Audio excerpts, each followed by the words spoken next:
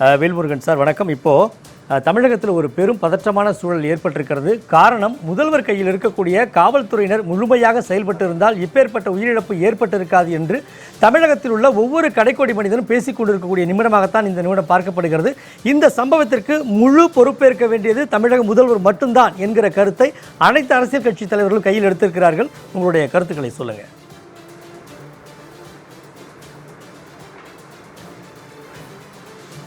இப்போ அதுதான் உண்மை. ஏன்னா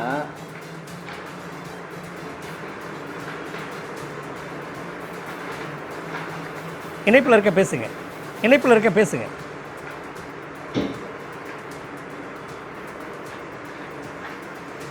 நீங்க தொடர்ந்து பேசலாம் சார். பார்த்தீங்கன்னா அனைத்து குற்றங்களும் நடக்கிறதுக்கு காரணம், 90% குற்றங்கள் நடக்கிறதுக்கு காரணம் போதைப் பொருள் தான். அப்போ அசாதாரணமாக கவனக்குறைவாக செயல்பட்ட அரசு அதிகாரிகளை நிரந்தரமாக பணி நீக்கம் செய்யணும். இல்லைன்னா முதல்வர் தனது பதவியை ராஜினாமா செய்யணும். இதுதான் தமிழக மக்களுக்கு செய்யக்கூடிய ஒரு நல்ல விஷயம். ஏன்னா இது வருஷம் போன வருஷம் 9 பேர் உயிரிழந்தாங்க. இந்த வருஷம் 36 பேர் உயிரிழந்திருக்காங்க. இதுக்கு 10 லட்சம் போதுமா? 1 கோடி ரூபா பணமாவது கொடுக்கணும். ஒன்று பூரண மதுவிலக்கை கொண்டு வாங்க, இல்லைன்னா மது பாட்டிலோட விலையை 100 ரூபாய்க்கு கீழே குறைங்க. அப்படி குறைச்சா மட்டும்தான் கள்ளச்சாராயத்தை தேடி மக்கள் போக மாட்டாங்க. சட்டம் ஒழுங்கு கெட்டுப்போச்சு. உளவு பிரிவு போலீஸாராக இருக்கட்டும், போதைப்பொருள் மதுவிலக்கு அமலாக்க பிரிவு போலீஸாராக இருக்கட்டும், எந்த நடவடிக்கையும் எடுக்கலை. பூரா கமிஷன் வாங்கியிருக்காங்கன்றது இதில் வெளிப்படையாக தெரியுது. ஏன்னா ஒரு 100 பேர் 200 பேர் இதை குடிச்சிருக்காங்க அப்படின்னா இது ஒரு நாள் நடந்தது கிடையாது. இது பல வருடங்களாக நடந்திருக்கு. இது மாதிரி எவ்வளவோ மாவட்டங்களில் இப்படி நடந்திருக்கும். இந்த மாதிரி உயிரிழப்பு ஏற்பட்ட பிறகுதான் இது வெளியே பெரிய பிரச்சனையாக ஆகுது. இதுவரை தெரியாமல் எவ்வளவோ இடத்துல நடந்துக்கிட்டு இருக்கலாம். அதனால தமிழக முதல்வர் நிரந்தர பணி நீக்கம் செய்யணும். அங்கே உள்ள அரசு அதிகாரிகளை நிரந்தர பணி நீக்கம் செய்யணும். இல்லைன்னா அதை பண்ண முடியாதுன்னா நீங்கள் பதவி விலகுங்க. யார் வேணாலும் நல்ல ஒரு முதலமைச்சராக வரட்டும், அவங்க நல்லபடியாக ஒரு ஆட்சியை செய்யட்டும். இதுதான் என்னுடைய கருத்து.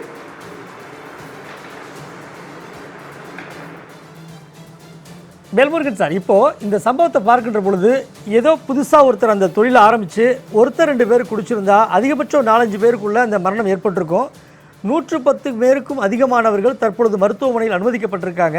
36 பேர் வரைக்கும் தற்பொழுது வரைக்கும் இறந்திருக்கிறார்கள் என்கிற செய்தி என்றால் இது எத்தனை ஆண்டு காலமாக ஒரு மிகப்பெரிய டாஸ்மாக் நிறுவனம் எப்படி அரசாங்கம் செயல்படுத்துகிறதோ அதுபோன்று சேலம், கள்ளக்குறிச்சி, விழுப்புரம் பகுதிகளில் மிகப்பெரிய நிறுவனம் போலவே இதை அமைத்து செயல்பட்டதால் தான் இவ்வளவு பேர் உயிரிழப்பிற்கு காரணமான அந்த விஷச்சாராயம் அங்கே உருவாக்கி இருக்க முடியும் என்று சொல்லப்படுகிறது. இவ்வளவு பேர் குடிக்கக்கூடிய அளவிற்கு அந்த சாராயத்தை உற்பத்தி பண்ணக்கூடிய அந்த கட்டமைப்பு, இவ்வளவு பேருக்கு விநியோகிக்கக்கூடிய அந்த வியாபாரிகள் என்றால் நிச்சயமாக காவல்துறைக்கு தெரியாமல் இருந்திருக்க வாய்ப்பில்லை. அப்பொழுது அரசும் கண்டும் காணாமல் இருந்திருக்கிறதா?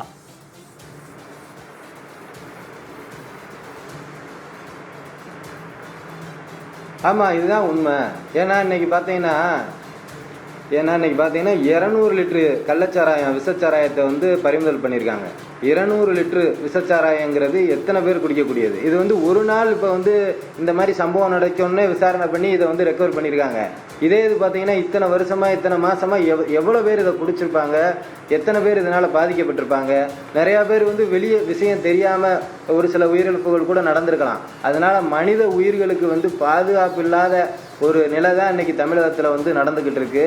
இதெல்லாம் தமிழக முதல்வர் அசாதாரணமாக விட்டுக்கிட்டு இருக்கிறது பொதுமக்கள் மத்தியில் மிகப்பெரிய ஒரு தாக்கத்தை ஏற்படுத்தும். தமிழக முதல்வர் இதுக்கு சரியான நடவடிக்கை எடுக்கணும். அந்த அதிகாரிகளை உடனடியாக பணி நீக்கம், நிரந்தர பணி நீக்கம் செய்யணும். அதைத்தான் இன்னைக்கு எல்லாரும் எதிர்பார்க்குறாங்க. ஏன்னா இன்னைக்கு இந்த இது பணி நீக்கம், நிரந்தர பணி நீக்கம் செஞ்சுட்டாங்கன்னு சொன்னால் மற்ற அதிகாரிகள் மற்ற மாவட்டங்களில் நேர்மையாக நடக்கிறதுக்கான ஒரு பயம் இருக்கும். அது என்ன சொல்கிறது, நேர்மையாக நடக்கிறதுக்கு ஒரு வாய்ப்பாக இருக்கும். அதனால நிரந்தர பணி நீக்கம் செய்யுங்கன்னு நான் தமிழக முதல்வரை கேட்டுக்கிறேன். இல்லைன்னா நீங்கள் பதவி விலகிட்டு போங்க. அதுதான் நான் கேட்குறது, பொதுமக்கள் சார்பாக நான் கேட்குறது அதுதான். ஏன்னா இது வருஷம் தொடர்கதையாக போன வருஷம் 9 பேர், இந்த வருஷம் 36 பேர், இப்படியே போய்கிட்டே இருந்தால் அடுத்த வருஷம் 50 பேர் 100 பேர்னு போய்கிட்டே இருந்தால் இது என்ன அர்த்தத்துக்கு முடிவு இல்லையா? ஒன்று, அதாவது ஒயின் ஷாப்பில் விற்கிற அந்த மது பாட்டிலோட விலையை 50 ரூபா 100 ரூபான்னு குறைங்க. அப்படி குறைச்சா கூட ஒழுங்காக உங்கள்கிட்டயே எல்லாரும் மதுக்கடையில் குடிச்சிட்டு, அதாவது விதவைகள் இந்த தமிழகத்தில் நாளுக்கு நாள் அதிகரிச்சுக்கிட்டே போகிறாங்க. இதெல்லாம் நீங்கள் கண்டுக்கிறல. நமக்கு தேவை வருமானம் அப்படின்னு முடிவு பண்ண பிறகு நீங்கள் 100 ரூபாய்க்குள்ள விலையை குறைங்க. கள்ளச்சாராயம் பக்கம் மக்கள் போக மாட்டாங்க. உங்கள் கடைகளுக்கே வந்து மதுவை குடிச்சிட்டு குடும்பம் நாசமாக போய் தெருவில் திடுறதை தான் நம்ம பார்த்துக்கிட்டு இருக்கோம். அனைத்து குற்றச்சம்பவங்களும் நடக்கிறதுக்கு இந்த மது போதை தான் காரணம் அப்படின்ட்டு எல்லா பேத்துக்குமே தெரியும். ஆனால் எந்த காவல் நிலையத்தில் இந்த மாதிரி மது போதையில் தான் இந்த குற்றச்சம்பவம் பண்ணியிருக்கான்னு எந்த ரெக்கார்டில் எழுதியிருக்கீங்க?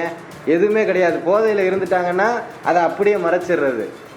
எல்லா குற்ற சம்பவங்களும் நடக்கிறதுக்கு காரணமே இந்த மது போதை தான். இந்த போதையை அடிச்சுட்டு தான் எல்லா குற்றமுமே நடக்குது. இது யாருக்குமே தெரியாதா? அதனால நீங்கள் ஒன்று நிரந்தரமாக பணி நீக்கம் செய்யுங்க அந்த அதிகாரிகளை, இல்லைன்னா நீங்கள் பதவி விழுங்கன்னு தான் நான் கேட்குறேன். நன்றி. வேல்முருகன் சார், இப்போ என்னென்னா மருத்துவமனைகளில் பொதுவாக ஒரு உண்டு, மது அருந்திருந்தால் நான் ட்ரீட்மெண்ட் பார்க்க மாட்டேன் அப்படின்னு சொல்லி உடனே திருப்பி விடுற ஒரு பழக்கம் நடைமுறையில் இருக்குது. அந்த அடிப்படையில் கூட மதுனால தான் பிரச்சனை ஏற்பட்டிருக்குன்னு தெரியாமையே மற்ற பிரச்சனை இருந்தால் கூட மது அருந்திருக்கிறதெல்லாம் ட்ரீட்மெண்ட் பார்க்க மாட்டேன் அப்படின்னு சில இடங்களில் நேற்று திருப்பி விட்டதாக தகவல். அதன் அடிப்படையிலையும் இந்த இறப்பவருடைய எண்ணிக்கை அதிகரித்திருக்கிறதா?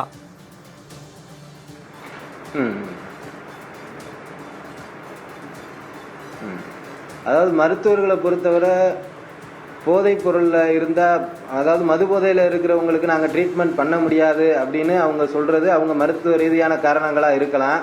ஆனால் அது சரியான முறையில் விசாரித்து இல்லை அதுக்கான டெஸ்ட் எடுத்து அவங்க மது போதையில் தான் இருந்தாங்க அப்படின்னா மேல் சிகிச்சை எடுக்க முடியாது அப்படின்னு சொல்லி திருப்பி அனுப்புனாங்கன்னா அது முறையானது தான். மற்றபடி ஒரு நபர், சாதாரண நபர் மருத்துவ சிகிச்சைக்காக ஒரு அவசர நிலையில் வரும்போது அதை மது போதையில் இருக்காங்கன்னு சொல்லி வெளியேற்றினா அது தவறு. அப்படி செஞ்சவங்க மேல நடவடிக்கை எடுக்கணும்.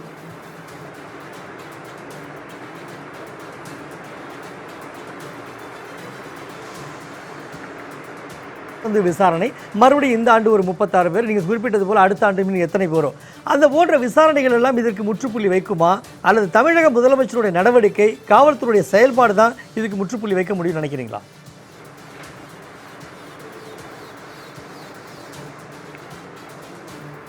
இப்போ என்னென்னா ஒரு சாதாரண ஒரு அதாவது என்ன சொல்கிறதுன்னா, ஒரு காவலர்களை பொறுத்தளவு ஒரு எஸ்ஐயோ இல்லை காவல் அதிகாரிகளுக்கு யாருக்காவது ஒரு சின்ன ஒரு பாதிப்பை ரவுடிகளால் ஏற்படுத்தப்பட்டது அப்படின்னு சொன்னால் உடனடியாக அந்த விசாரணையில் என்ன நடக்குது, எத்தனையோ என்கவுண்டர் சம்பவங்கள் நடந்திருக்கு. இதை பூரா நம்ம வரலாறில் பார்த்துருக்கோம். இத்தனை ஆண்டு காலமாக ஒரு காவலர் தாக்கப்பட்டாலோ இல்லை கொலை செய்யப்பட்டாலோ உடனே அதுக்கு வந்து நிவாரணன்ற மாதிரி என்கவுண்டர் பண்ணுறாங்க. நிறைய சம்பவங்கள் நடந்துக்கிட்டு இருக்கு.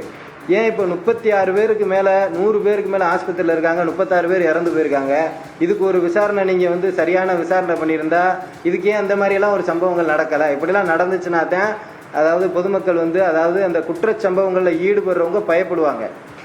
அதை வந்து முதல்ல காவல்துறை அதிகாரிகள் வந்து புரிஞ்சுக்கிட்டு எவ்வளவோ இடத்துல என்னென்னமோ பண்ணுறீங்க வைக்கிறீங்க. இதை வந்து நீங்கள் வந்து இவ்வளோ பேர் இறந்துருக்காங்க அப்படின்னா இந்த குற்றச்சம்பவத்தில் ஈடுபட்டவங்கள ஏன் இந்த மாதிரி நீங்கள் ஒரு இது பண்ணலை அப்படின்றத என்னுடைய கேள்வியில் பொதுமக்களுடைய கேள்வி.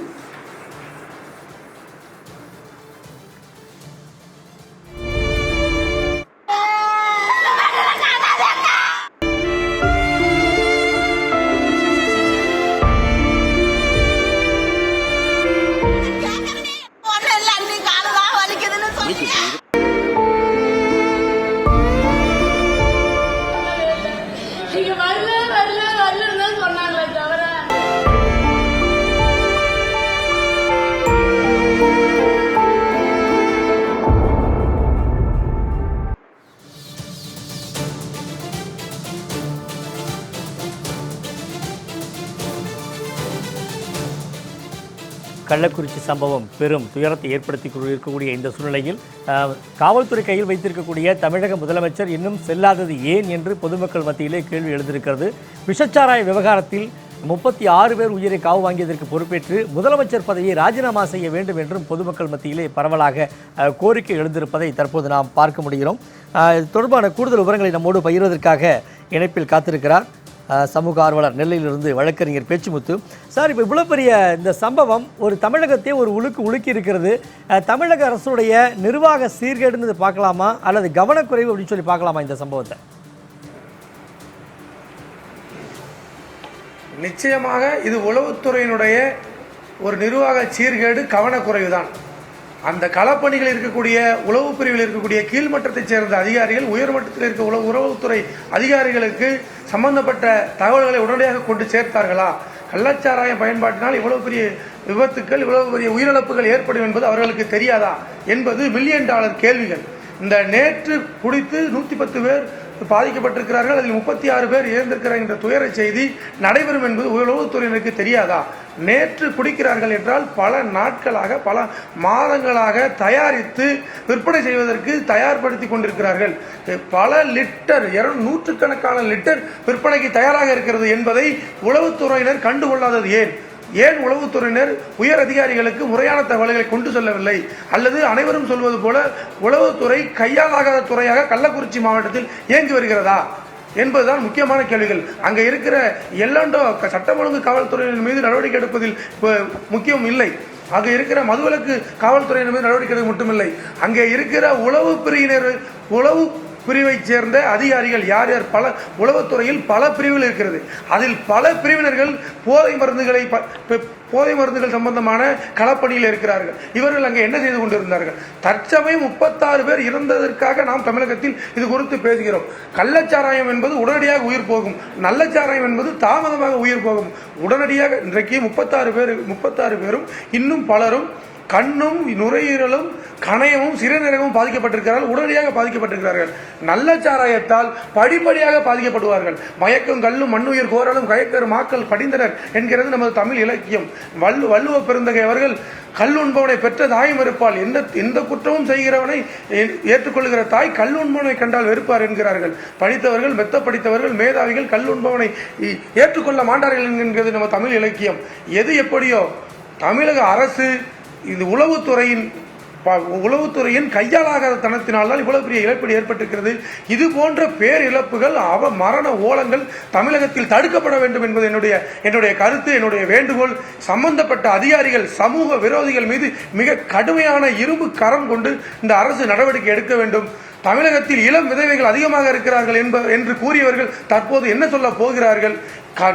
இதன் பின்னணியில் எந்தெந்த அரசியல் அதிகாரிகள், எந்தெந்த அரசு அதிகாரிகள் என்பதை கணக்கெடுத்து அவர்கள் மீது மிக கடுமையான நடவடிக்கை எடுக்க வேண்டும். இவை எல்லாவற்றிற்கும் மேலாக மக்கள் திருந்த வேண்டும். படிப்படியாக ஓரளவிற்கு இன்றைக்கு குறிப்பாக அந்நிய நாட்டிலிருந்து இறக்குமதி செய்யக்கூடிய குளிர்பானங்களில் நம் உயிருக்கு ஆபத்தான அமிலங்கள் கலக்கப்படுகிறது என்பதை படிப்படியாக மக்கள் கவனத்தில் கொண்டு விழிப்புணர்வு ஏற்பட்டு பல மடங்கு குளிர்பானம் விற்பனை குறைந்திருக்கிறது என்பதை நாம் ஏற்றுக்கொள்ள வேண்டும். அதே போன்று நான் சொல்வது போல விலை ஏற்றம் என்கின்ற காரணத்தினால் 50 குவார்ட்டர் 150 ரூபாய்க்கு வாங்கி கொடுக்க முடியாத ஏழைகள் 50 ரூபாய் பாக்கெட் சாராயத்தை வாங்கி கொடுத்து உயிரிழந்திருக்கிறார்கள். இதுதான் நிதர்சனமான உண்மை. இதன் மீது தமிழக அரசு கவனத்தில் கொண்டு என்ன செயலை செய்ய போகிறது என்பது கேள்வியாக உள்ளது. உடனடியாக இந்த தமிழக அரசு தலையிட்டு இது போன்ற மேற்படி கோர சம்பவங்கள், உயிரிழப்புகள் நடைபெறாத வண்ணம் உடனடியாக நடவடிக்கை எடுக்க வேண்டும். சம்பந்தப்பட்ட குறிப்பாக நான் மீண்டும் வலியுறுத்துவது, உளவுத்துறை அதிகாரிகள் கூண்டோடு பணியிட மாற்றம் செய்யப்பட வேண்டும். இவர்கள் சட்டம் ஒழுங்கை சேர்ந்த உயர் அதிகாரிகளுக்கு அல்லது தாங்கள் சார்ந்த உயர் அதிகாரிகளுக்கு, ஒவ்வொரு உளவு பிரிவிற்கும் மேற்படி டிஎஸ்பி இருக்கிறார்கள், எஸ்பி இருக்கிறார்கள், ஐஜி இருக்கிறார்கள், ஏடிஜிபி இருக்கிறார்கள், டிஜிபி இருக்கிறார்கள். இவர்களுக்கு களத்தில் நிற்கிற உளவுத்துறை அதிகாரிகள் என்னென்ன ரிப்போர்ட் கொடுத்திருக்கிறார்கள் என்பதை இப்போது தமிழக அரசு நியமித்திருக்கிற சிபிசிஐடி கண்டுபிடித்து உளவுத்துறை அதிகாரிகள் மீது கடுமையான நடவடிக்கை எடுக்க வேண்டும். இவ்வளவு பெரிய கோர சம்பவத்திற்கு மதுவிலக்கு ஆயத்தூர்வை மட்டுமல்ல, மதுவிலக்கு போலீசார் மட்டுமல்ல, சட்டம் ஒழுங்கு போலீசார் மட்டுமல்ல, என்னை பொறுத்தவரையில் உளவுத்துறை தோல்வியடைந்திருக்கிறது. கள்ளக்குறிச்சி மாவட்டத்தில் இயங்கி வருகிற அனைத்து உளவுத்துறையும் தோல்வியடைந்திருக்கிறது. இதுதான் இவ்வளவு பெரிய கோர சம்பவத்திற்கு, உயிரிழப்பிற்கு, தாய்மார்களின், சகோதரிகளின், தந்தைகளின் கண்ணீருக்கு காரணம் இந்த உளவு பிரிவு. இதை யார் பின்னிருந்து செய்கிறார்கள்? இதற்கு பின்புறத்தில் இருக்கிற அரசியல்வாதிகள் யார்? அதிகாரிகள் யார்? எந்தெந்த துறையை சார்ந்த அதிகாரிகள் இந்த பின்புறத்தில் இருக்கிறார்கள்? இவர்கள் மீது மிக கடுமையான நடவடிக்கை வேண்டும். பொதுவாக இன்னும் கூடுதலாக நாம் சொல்ல போனால், இதை கள்ளச்சாராயத்தை ஏன் மக்கள் உண்ண வேண்டும்? தென் தமிழ்நாட்டில் இது போன்று இல்லை. பெண்கள் பலர் குடித்திருக்கிறார்கள் என்பது எங்கள் திருநெல்வேலி மாவட்டத்திற்கு மிகப்பெரிய ஆச்சரியமாகவும் வேதனை தரக்கூடிய செய்தியாகவும் உள்ளது. பெண்களும் அது அருந்துகிறார்கள் என்பது மிகவும் வேதனையாக இருக்கிறது. இதை அரசு கவனத்தில் கொள்ள வேண்டும். உடனடியாக அனைவரும் சொல்வது போன்று உடனடியாக மதுவிலக்கை கொண்டு வர முடியாது என்றாலும் படிப்படியாக மதுவிலக்கை அமல்படுத்த வேண்டும் என்பது என்னை போன்ற சமூக ஆர்வலர்களின் தாழ்மையான பணிவான வேண்டுகோள். படிப்படியாக இவர்கள் மதுவிலக்கை கொண்டு வர வேண்டும். படிப்படியாக டாஸ்மார்க்கை மூட வேண்டும். டாஸ்மார்க் உற்பத்தியை மேம்படுத்துவது, அதற்கு ஒரு மேற்கோள்களை வைத்து ஒரு கட்டாப்பை வைத்து இவ்வளவு தூரம் விற்பனை செய்ய வேண்டும் என்று நிலையை கொண்டு வருவதற்கு பதிலாக படிப்படியாக அரசு டாஸ்மாக் கடைகளுடைய எண்ணிக்கையை குறைத்து படிப்படியாக பூரண மதுவிலக்கை கொண்டு வர வேண்டும் என்பது என்னுடைய கருத்து. சம்பந்தப்பட்ட அதிகாரிகள் மீது உடனடியாக நடவடிக்கை எடுக்க வேண்டும். மக்கள் திருந்த வேண்டும். இதன் மூலமாக ஊடகத்தின் வாயிலாக நாம் சொல்வது என்னவென்றால், மக்கள் படிப்படியாக திருந்த வேண்டும். கள்ளச்சாராயம் குடித்தால் உடனடியாக உயிர் போய்விட்டது. நல்லச்சாராயம் குடித்தால் படிப்படியாக கணையமும் சிறுநீரகமும் பாதிக்கப்படும். எனவே மக்கள் கள்ளச்சாராயத்தை மட்டுமல்ல, நல்லச்சாராயத்தையும் அரசு விற்கிற மதுபான கடைகளையும் அதிகம் கூட்டம் செல்லாமல் மக்கள் திருந்த வேண்டும் என்பது என்னுடைய தாழ்மையான கருத்து. திரு பேச்சுமுத்து சார், அதாவது மிகப்பெரிய நல்ல கொட்டை எழுத்துல குடியை கெடுக்கும் என்ற வாசகத்தையும் பொறித்து, தீபாவளி பொங்கல் என்றால் இலக்கையும் நிர்ணயித்து அந்த நிதியை அதிகரிப்பதற்கான அத்தனை நடவடிக்கைகளிலும் மாநில அரசு இறங்கி இருக்கிறது. மக்களுக்கு போதுமான அளவிற்கு கடைகளும் திறந்து போதுமான நேரங்களிலும் விற்கப்படுகிறது. அப்படியெல்லாம் இருந்தும் கூட மக்கள் இப்படி கள்ளச்சாராயத்தை நோக்கி செல்வதற்கு என்ன காரணம் நினைக்கிறீங்க? கள்ளச்சாராயத்தை நோக்கி செல்வதற்கு காரணம் விலை உயர்வு தான் காரணம். நான் ஏற்கனவே சொன்னது போல குவார்ட்டர் 150 ரூபாய்க்கு விற்கிறது. இவர்களுக்கு கள்ளச்சாராயம் சந்தையில் 50 ரூபாய்க்கு விற்பதுதான் காரணம். ஏழை மக்கள் குறைந்த விலையில் கள்ளச்சாராயத்தை குடிக்கலாம் என்பதால் இதைத்தான் கள்ளச்சாராய விற்பனைக்கு காரணம். இது அதிகாரிகள் மெத்தன போக்கில் இருப்பது மட்டுமல்ல, அவர்கள் லாப நோக்கில் செயல்பட்டார்களா, கள்ளச்சாராய விற்பனையாளர்களுக்கு யார் யார் உடந்தையாக இருந்தார்கள் என்பது மிகப்பெரிய காரணம். பணம் அரசுக்கு எவ்வளவு வருமானத்தை பல அதிகாரிகள் பெற்றுக்கொண்டார்கள், இதன் பின்புலத்தில் எத்தனை அரசியல்வாதிகள் இருக்கிறார்கள் என்பதுதான் கள்ளச்சாராயம் தாராளமயமாக்கலுக்கு ஒரு காரணம். வண்டியில் எடுத்து செல்லப்படுகிறது என்றால் குறிப்பாக 2 கிலோமீட்டருக்கு ஒருக்க 4 கிலோமீட்டருக்கு குறுக்கே தடுப்பணைகள் வைத்து செக் போஸ்டுகள் இருக்கிறது. இதையும் மீறி கள்ளச்சாராயம் எப்படி சரளமாக விற்பனை செய்யப்படுகிறது என்பது வேதனைக்குரிய விஷயமாக இருக்கிறது. இதில் காவல்துறை மெத்தன போக்கில் செயல்பட்டுகிறது என்பதை தவிர வேறு ஒன்றும் இல்லை. பேச்சுமுத்து சார் நன்றி. நம்ம தொடர்ந்து இணைப்பில் இருங்க, நம்ம பேசுவோம். திரு ராமன் சார், அரங்கத்தில் இருக்கக்கூடிய ராமன் சார், என்னன்னா இப்போ சென்னையை பொறுத்த வரைக்கும் நம்ம பார்த்தோம்னா மாலை நேரங்களில் எங்கெங்கெல்லாம் டாஸ்மாக் கடை இருக்கோ அங்கங்கே கார்னரில் வந்து மறைமுகமாக ஒரு இருட்டு பகுதியில் ஒரு மரங்களுக்கு கீழே கிட்டத்தட்ட ஒரு மறைந்திருக்கக்கூடிய நபர் போலவே ஒளிந்திருந்து காவல்துறை வந்து வண்டியை பிடிக்கிறாங்க. பிடிச்சிட்டு எல்லாரையும் ஊதி காட்ட சொல்கிறாங்க. நிறைய பேருக்கு கையில் இந்த பரிசோதிப்பதற்கான கருவி கூட கிடையாது, ஆனால் ஊத சொல்கிறாங்க. இவ்வளோ விழிப்புணர்வாக சென்னையில் இருக்கக்கூடிய காவல்துறையினர் அங்கே 110 பேர் மருத்துவமனையில் அனுமதி, 36 பேர் இறந்திருக்காங்க. இன்னும் அடுத்தடுத்து ஒவ்வொரு மணி நேரத்திற்கும் எண்ணிக்கை அதிகரித்து கொண்டிருக்கிறது. ஒரு மிகப்பெரிய மாஃபியாவே நடந்திருக்கு. அங்கே காவல்துறை எப்படி செயல்பட்டிருக்கு? சென்னையில் ஒரு விதமாக அங்கே ஒரு விதமாக காவல்துறை செயல்படுகிறதா, அல்லது வருமானத்தை பெருக்குவதற்கான நடவடிக்கை 2 பக்கமும் மாநில அரசு முடுக்கி விட்டுருக்கிறதா? என்ன விஷயம்னா, சென்னை வந்து தமிழ்நாட்டினுடைய கேபிட்டல் சிட்டி சென்னையில் பார்த்தீங்கன்னா எந்த பிரச்சனை இருந்தாலும் உடனே வெளியே வந்துடும். சோசியல் மீடியா வெளியே உடனடியாக ரிலீஸ் பண்ணும். அதனால் வந்து இங்கே வந்து பயம் கலந்த ஒரு நிர்வாகம் பண்ணுவாங்க. பிரச்சனை வரும். ஏன்னா முதலமைச்சருடைய ஏரியா, ஆளுங்க, அரசியல்வாதிகள், உயர் அதிகாரிகள் இங்கே தங்கக்கூடிய இடங்கள். பட் கிராமப்புறம் கள்ளக்குறிச்சி, திருவள்ளூர், தருமபுரி, கிருஷ்ணகிரி மாவட்டம் எல்லாம் சாதாரண லேபர் மக்கள். அப்போ லேபர் மக்கள் வரும்போது பார்த்தீங்கன்னா, நீங்கள் இப்போ உளவுத்துறையை வந்து விடுதலை சிறுத்தையும் கடுமையாக தாக்கி சொல்லியிருக்கிறாங்க. காவல்துறையை அரெஸ்ட் பண்ணலாம்னு சொல்லியிருக்கிறாங்க. கூட்டணி கட்சியில் இருந்தாலும் அவங்களுக்கு மனசு ஏன் பதினப்படுறா அதெல்லாம் ஏற்கனவே அவங்க பாமக வெற்றி பெற்றக்கூடிய அந்த இடங்கள் எல்லாமே வந்து. ஸோ இதில் என்ன ஒரு விஷயம்னா, எல்லா போலீஸ் ஸ்டேஷன்லையும் ஒரு உளவுத்துறை போலீஸ் இருப்பாங்க சார். அந்த உளவுத்துறை போலீஸ் பார்த்திங்கன்னா ஐஎஸ்ன்னு சொல்லுவாங்க. அந்த ஐஎஸ் வந்து லோக்கல் ஸ்டேஷனில் வந்து என்ன தகவல் தெரிஞ்சாலும் அவருடைய இன்ஸ்பெக்டரை சொல்லுவாங்க. இன்ஸ்பெக்டரு அவருக்கு மேல் அதிகாரிட்ட சொல்கிறாரா இல்லையா என்பது ஆண்டவனுக்கு தான் வெளிச்சம். ஸோ தகவல்கள் வந்து சரியான நிலைப்பாடில் ஹோம் செக்ரட்டரி டிஜிபிக்கு போகணும், அந்த உளவுத்துறை ஏடிஜிபிக்கு போகணும், உளவுத்துறை ஏடிஜிபி கொண்டு ஹோம் செக்ரட்டரி சொல்லணும். ஸோ இந்த மாதிரி அடுக்கடுக்கான அந்த ஸ்டெப் பை ஸ்டெப்பாக தகவல் இன்ஃபர்மேஷனை வந்து இன்னைக்குள்ள பொசிஷனில் சரியாக சொல்கிறீங்களா? ஏன்னு சொல்லுதுன்னா, இன்னைக்கு சென்னை உள்பட தமிழ்நாட்டில் உள்ள 38 மாவட்டத்தில் ஒரு அரசு, அந்த மாவட்டத்தில் உள்ள அரசுத்துறை அதிகாரிகளை அங்கே வேலை செய்யணுமா வேலை செய்ய வேண்டாமான்னு நியமிக்குது யார் தெரியுமா? அந்த மாவட்ட மந்திரி, அந்த மாவட்ட ஆளுங்கட்சியை சேர்ந்த செயலர். மாவட்ட செயலரோ அல்லது மாவட்ட மந்திரி மனசு வச்சா தான் அந்த மாவட்டத்தில் இருக்கிற அதிகாரிகள் வேலை செய்ய முடியும். இல்லாவிட்டால் மந்திரிகிட்ட சொல்லி பரிந்துரை செய்து மாற்றம் செய்து விடுவார்கள். இதற்கும் அந்த மாவட்ட மந்திரி ரைட்டு. இப்பதான் நீங்க பாயிண்ட்டுக்கே வரீங்க. வேவாவேலு ஏன் பதறாரு, செஞ்சி மஸ்தான் ஏன் பதறாரு? இந்த துறை சம்பவம் எல்லாம் திருவண்ணாமலை மாவட்டம், கள்ளக்குறிச்சி மாவட்டம், விழுப்புரம் மாவட்டம், கடலூர் மாவட்டம் எல்லாமே கூட்டி கழிச்சு பார்க்கக்கூடிய அந்த 2 மந்திரிகளுடைய கட்டுப்பாட்டுல தான் கள்ளச்சாராயம்.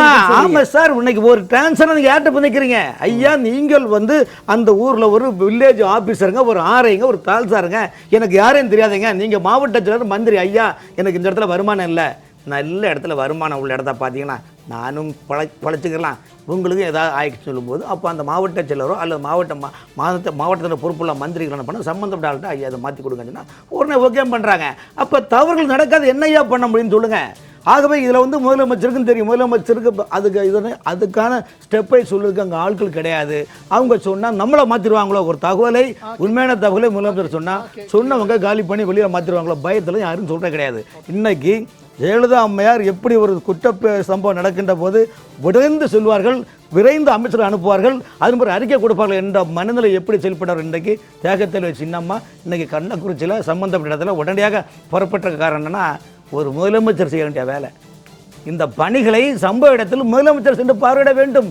போக முடியாது. காரணம், மக்கள் வந்து எங்கு பார்த்தாலும் மரண ஓலங்கள் உள்ள சூழ்நிலையில் நான் இருக்கிறேன் உங்களுக்கு ஆறுதல் சொல்லுன்றது இன்னைக்கு தேகத்தல்வி சின்னம்மா சொல்லிக்கிறார் என்றால் அதுதான் சார் அரசியல் அனுபவங்கள், அரசியல் முதிர்ச்சி என்பது தான் சார் ஒரு பக்குவம் என்பது. இதிலிருந்து ஒரு பெரிய பாடம் படிக்க வேண்டாமா இல்லையா? ஆகவே இன்னைக்கு தமிழ்நாட்டிலோட திமுக கூட உள்ள கட்சிக்காரர்களை கொந்தளிச்சு போய் நிற்கிறாங்க. காரணம், எப்படி போய் நீங்கள் ஓட்டு வாங்குவீங்க? அப்போ நீங்கள் ஏழை மக்களை எந்த அளவுக்கு நினைக்கிற ஓட்டு பொருளாகவும் காட்சி பொருளாக நினைக்கிறீங்களா என்பதுதான் எதிர்க்கட்சிகள் கேட்கணும் மட்டுமல்ல, மக்கள் கேட்கின்றார்கள். ஆளுங்கட்சியை சேர்ந்த திமுகவில் அங்கம் வைக்கக்கூடிய கம்யூனிஸ்ட் கட்சிகளும் திமுக அங்கம் வைக்கக்கூடிய விடுதலை சிறுத்தையும் கேள்விக்குறில் இருக்கின்றனர். தமிழ்நாடு முழுவதும் இந்த கள்ளக்குறிச்சி இருந்த மரண ஓலம் தமிழகம் முழுவதும் வந்துவிடக் கூடாது என்பது எச்சரிக்கை பண்ணி எடுத்துறோம். இதை விட ஒரு விளக்கமாக இந்த அரசுக்கு சொல்ல தேவையே இல்லையே. நல்லது சார், நல்லது. உங்களுடைய கருத்துக்களுக்கு மிக்க நன்றி. அடுத்து இது தொடர்பான கருத்துக்களை நம்மோடு பகிர்வதற்காக இணைப்பில் காத்திருக்கிறார் மருத்துவர் அஜித்குமார். அஜித்குமார் சார் வணக்கம். இப்போது வழக்கமாக மது வந்து குடித்தால் அன்றைக்கு இறந்து போன இந்த 36 பேர் தான் இப்போ நம்ம பேசிகிட்டு இருக்கோம். ஆனால் குடிக்கிற அத்தனை பேருக்குமே உடலில் உள்ள அத்தனை பாகங்களும் மெல்ல மெல்ல சாகும் என்பதே உண்மை. இது மருத்துவத்துறை இருக்கக்கூடிய உங்களுக்கு தெரியும். இப்போது அந்த கள்ளச்சாராயம் குடித்தவர்களுக்கு என்ன மாதிரியான ஒரு பொருள் அதில் அதிகரிக்கப்பட்டிருப்பதால் உடனே கண் எரிச்சல், வயிற்று வலி, தலை சுற்றல் இதெல்லாம் ஏற்பட்டு அடுத்த ஒரு சில மணி நேரங்களில் அவர்கள் இறக்கிறார்கள் என்றால் என்ன மருந்து அதில் அதிகமாக கலக்கப்பட்டிருக்கிறது? விரிவாக சொல்லுங்கள்.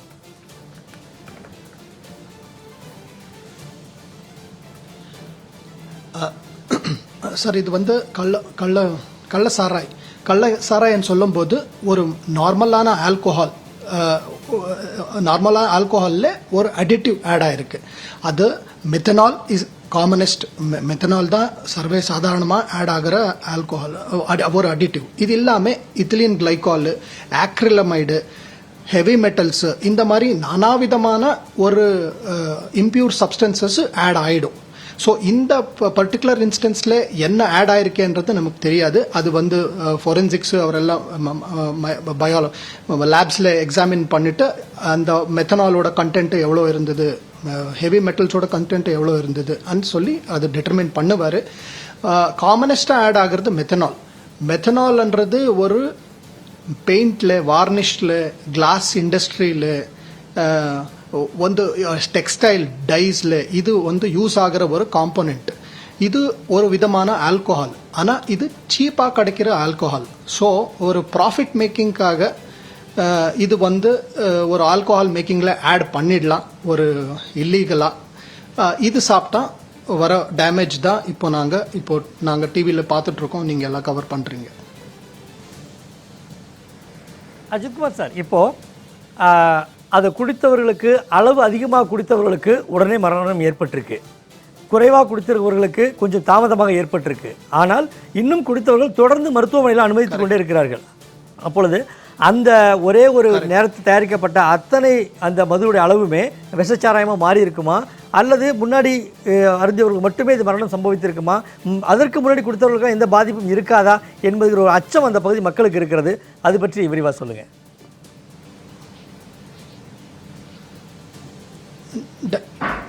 டெஃபினட்டாக சார், இது வந்து ஒரு சிம்பிளாக சொல்லணும்னா எவ்வளோ அமௌண்ட் குடிச்சிருக்கீங்களோ அவ்வளோ அவ்வளோ ஒரு டேஞ்சரஸான எஃபெக்ட்ஸ் வரலாம். ஒரு அண்ட் நார்மல் வந்து எஃபெக்ட்ஸ் வந்து 90 to 150 minutes 1 hour to 2 hours உங்களுக்கு எஃபெக்ட்ஸ் வர ஆரம்பிச்சிடும். இது நார்மலாக சொல்கிறது. ஆல்ரெடி ஆல்கஹாலிக்ஸ், இவர் வந்து ஆல்கஹால் குடிக்கிற பசங்க. ஸோ இவருக்கு ஆல்ரெடி லிவர் டேமேஜ் ஆகிருக்கலாம், ஹார்ட் டேமேஜ் ஆகிருக்கலாம், ஒரு ஹைப்பர் டென்ஷன், பிபி, இந்த மாதிரி ஒரு கோமார்பிட் கண்டிஷன்ஸ் ஆல்ரெடி இருந்திருக்கலாம். இந்த மாதிரி ஆளுகளுக்கு ஒரு நார்மல் அமௌண்ட், ஒரு சின்ன அமௌண்ட் சாப்பிட்டாலே அந்த எஃபெக்ட் வரலாம். சில பேர் நிறைய குடிச்சிருப்பாரு. ஒரு ஹெவி ட்ரிங்கிங் சொல்லுவோம் நாங்கள். ஹெவி ட்ரிங்கிங்னா 4 to 5 யூனிட்ஸ் ஆஃப் ஆல்கோஹால் மேலே சாப்பிட்றது. லேடிஸ்க்கு 4 யூனிட்ஸ், ஜென்ட்ஸுக்கு 5 யூனிட்ஸ். இதுக்கு மேலே சாப்பிட்றது ஹெவி ட்ரிங்கிங்னு சொல்லுவோம். இதுக்கு அடுத்தது பிஞ்ச் ட்ரிங்கிங். பிஞ்ச் ட்ரிங்கிங்னா உட்காந்து ஒரே ஒரு 1 to 2 hours டியூரேஷனில் heavy 5 units 5 glasses of alcohol மேலே மேல் சாப்பிட்டார்னா அது பிஞ்ச் ட்ரிங்கிங்னு சொல்லுவோம். லேடிஸு 4 ட்ரிங்கிங்ஸ் இது 1 to 2 hours சாப்பிட்டாருன்னா அது பிஞ்ச் ட்ரிங்கிங்னு சொல்லுவோம். ஸோ அந்த மாதிரி ட்ரிங்கிங் வந்து இந்த மெத்தனால் ஆட் ஆகிருக்கிற ஒரு எலிமெண்ட்டை சாப்பிட்டா டெஃபினட்டாக அந்த எஃபெக்ட் இம்மீடியட்டாக வரலாம். And maybe they are the people who tie. Sir, அதே போல் இப்போ இந்த மது குடித்தவர்களை வந்து தாமதமான ட்ரீட்மெண்ட் கூட சொல்லலாம். காரணம் வந்து மது குடித்தவர்களுக்கு மருத்துவமனைகளில் உடனே வந்து ட்ரீட்மெண்ட் எடுக்கிறதுக்கு தயங்குறாங்க பெரும்பாலான மருத்துவமனைகளில். அப்படி இருக்கும்போது இவங்களுக்கு அடையாளம் கண்டு உடனே அதுக்கு ட்ரீட்மெண்ட் கொடுத்துருந்தா இவ்வளவு பேரோட இறப்பை நம்ம தடுத்திருக்க முடியுமா?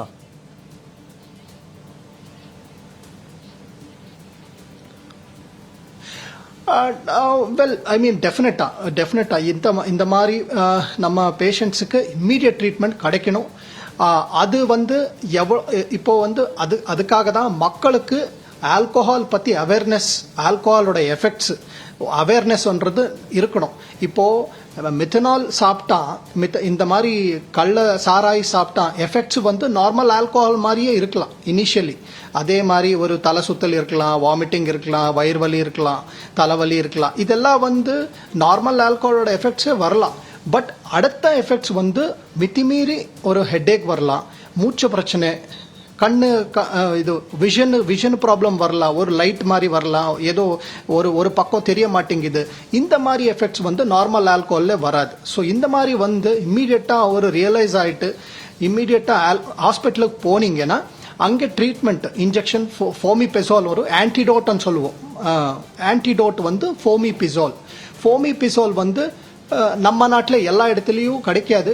அது இல்லைன்னா நார்மல் ஆல்கோஹாலே இதுக்கு ஒரு மெடிசின் மாதிரியே ஆக்ட் ஆகலாம். ஆனால் இந்த மாதிரி ஹெவியாக பாய்சனிங் இருக்கிற மக்களுக்கு ஒரு ஹை அண்ட் ஹாஸ்பிட்டல், அங்கே ஒரு ஐசியூ ஃபெசிலிட்டிஸு கூட தேவைப்படலாம். ஸோ இந்த மாதிரி ஃபெசிலிட்டிஸு மக்களுக்கு கிடைச்சா அவர் முன்னாடியே அவேர் ஆகிட்டு ஒரு ஃபாஸ்ட்டாக ஹாஸ்பிட்டலுக்கு போனீங்கன்னா டெஃபினட்டாக அவருக்கு ரெக்கவர் ஆகிற வாய்ப்புகள் ஜாஸ்தி. சார், இந்த கள்ளக்குறிச்சி சம்பவத்தில் மரணத்தின் எண்ணிக்கை 36ஓட முடிஞ்சால் கூட போதும் அப்படிங்கிற அளவுக்கு நினைக்கிற அளவுக்கு துயரம் அங்கே அதிகமாக இருக்குது. இதில் மீதி ஒரு 110க்கு மேற்கு அதிகமானவர்கள் மருத்துவமனையில் அனுமதிக்கப்பட்டிருக்காங்க. அவர்கள் இறைவனர்களோட உயிர் பிழைத்து வருகின்ற பொழுது உடலில் வேறு ஏதேனும் பகுதிகள் கடுமையாக பாதிக்கப்படுமா? ஏன் கேட்குறேன்னா அந்த கேள்வியை, நிறைய பேருக்கு வந்து கண்ணெரிச்சல், வயிற்று வலி, வாந்தி, மயக்கம் அந்த மாதிரி சொல்லுகின்ற பொழுது உயிர் பிழைத்தாலும் வேறு ஏதேனும் பாதிப்புகள், அதாவது பக்க விளைவுகள் ஏற்படுமா? அது குறித்து விரிவாக சொல்லுங்கள்.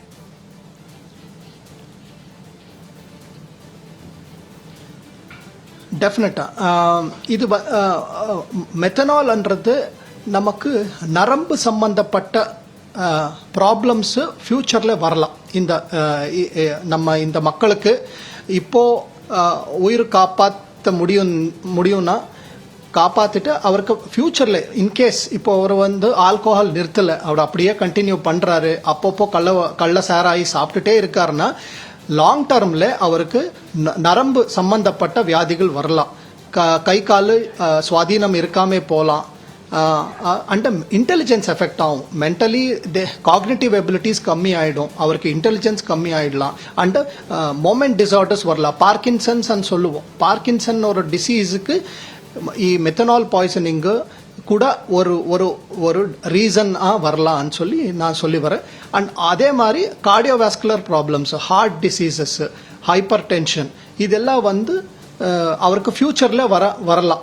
அன்லெஸ் அவர் வந்து இப்போவே நிறுத்திட்டு ஒரு ரீஹாபிலிட்டேஷனுக்கு ப்ரோக்ராமுக்கு போயிட்டாருன்னா ஒரு லாங் டர்ம் மெடிசின்ஸு ஆல்கோஹால் டீடாக்சிஃபிகேஷனுக்கு ஒரு ட்ரீட்மெண்ட் எடுத்தால் அவருக்கு நல்ல ஃபியூச்சர் இருக்கும்.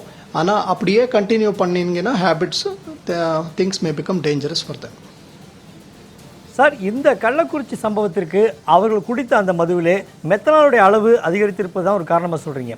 இப்போது டாஸ்மாக் கடையில் விற்கக்கூடிய அந்த மதுவில் மெத்தனாலுடைய அளவீடு எப்படி இருக்குது, அது உடலை எந்த அளவு பாதிக்கும் அப்படிங்கிறத பற்றி கொஞ்சம் சொல்லுங்கள்.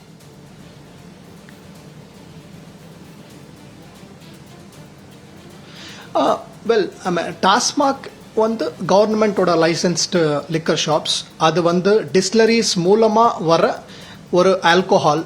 ஸோ என்னோட அண்டர்ஸ்டாண்டிங் என்னன்னா, ஐ திங்க் டிஸ்லரிஸில் ஒரு லைசன்ஸ்டு ஆல்கோஹால் இல்லை லிக்கர் வந்து இது ஸ்ட்ரிக்ட் குவாலிட்டி கண்ட்ரோல் தாண்டி தான் வரும். ஸோ அதில் வந்து மெத்தனால் இருக்கக்கூடாது. அது டிஸ்லரியில் ஒரு ஆல்கோஹால்ன்றது ஒரு ஃபர்மெண்டேஷன் ப்ராசஸில் ப்ரொடியூஸ் ஆகிற ஒரு லிக்விட். நீங்கள் கேட்டிருப்பீங்க, சில வீட்லேயே ஆல்கோஹால் பண்ணுவார். ஒரு கிரேப்ஸு, ரைஸு, வீட்டு இதெல்லாம் வந்து ஃபர்மெண்ட் பண்ணி தான் ஆல்கோஹால் பண்ணுவோம். ஆனால் அண்ட் ஈவன் ஹோம்மேட் ஆல்கோஹால்லையும் மெத்தனால் ப்ரொடியூஸ் ஆகலாம். இந்த ஃபர்மெண்டேஷன் ப்ராசஸில் மெத்தனால் ப்ரொடியூஸ் ஆகலாம். That is why even homemade alcohol sometimes வந்து டேஞ்சரஸ்ஸானே சொல்லுவோம். ஆனால் டிஸ்லரிஸில் வரும்போது அந்த ஃபர்மெண்டேஷன் ப்ராசஸில் ப்ரொடியூஸ் ஆன லிக்விடில் மெத்தனால்ன்றது ரிமூவ் ஆகிடும். அதுதான் குவாலிட்டி கண்ட்ரோல். அதுதான் ஒரு இண்டஸ்ட்ரியிலே நடக்கிற ப்ராசஸ். ஈத்தனால் ஆல்கோஹால் இதுதான் நார்மல் ஆல்கோஹால், மக்களுக்கு கிடைக்கிற ஒரு லீகலான ஆல்கோஹால். ஸோ டாஸ்மாகில் மெத்தனால் இருக்கிற லிக்விட்ஸு இருக்காது போல, because it is a government run institute.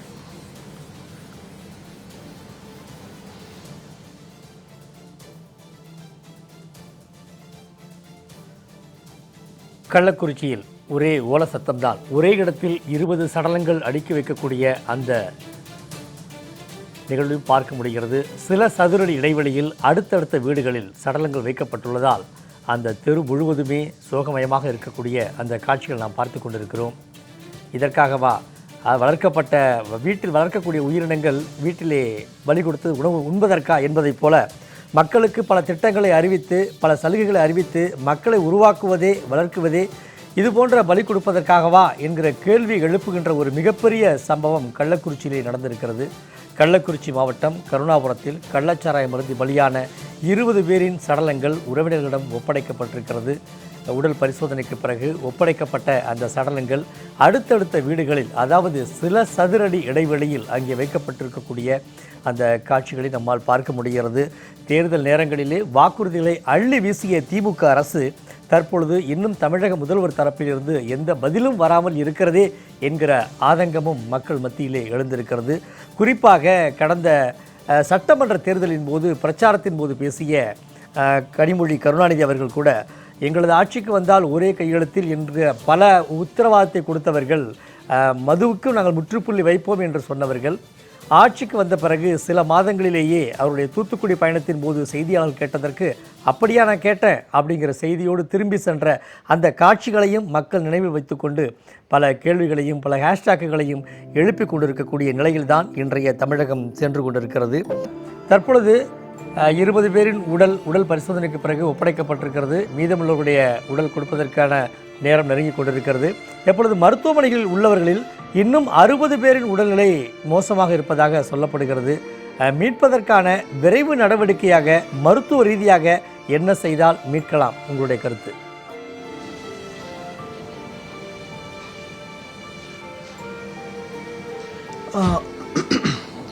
So இன்னும் 60 பேர் வந்து எந்த ஸ்டேட்டில் இருக்காரு? I mean probably they are getting the best care. ஹாஸ்பிட்டலில் ட்ரீட்மெண்ட் கிடச்சிட்ருக்கு போல். டெஃபினெட்லி ஒரு பெட்டர் ட்ரீட்மெண்ட் கிடச்சா சான்சஸ் ஆஃப் ரெக்கவரி இருக்கும். ஆனால் எந்த கண்டிஷனில் இருக்கார் 60 பேர், அவரது வந்து பேக்ரவுண்ட் ஹெல்த் எப்படி இருந்தது, எவ்வளோ அமௌண்ட்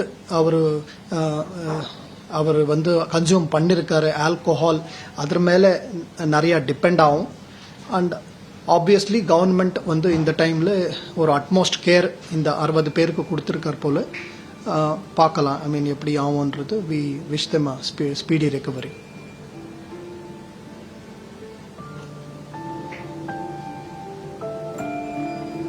சார், இப்போ மருத்துவமனையில் இருக்கக்கூடிய 110 பேரில் 60 பேரின் நிலை மோசமாக இருப்பதாக சொல்லப்படுகிறது. மற்றவர்களுக்கு இது போன்ற எத்தனால் அதிகமாக குடித்தவர்களுக்கு என்ன மாதிரியான ட்ரீட்மெண்ட் விரைவு கொடுக்க முடியும்? அப்படி உயிர் மீண்டவர்களுக்கு அடுத்தடுத்து முன்னெச்சரிக்கை நடவடிக்கையாக எப்படி அவர்கள் செயல்பட வேண்டும், அது குறித்து சொல்லுங்கள்.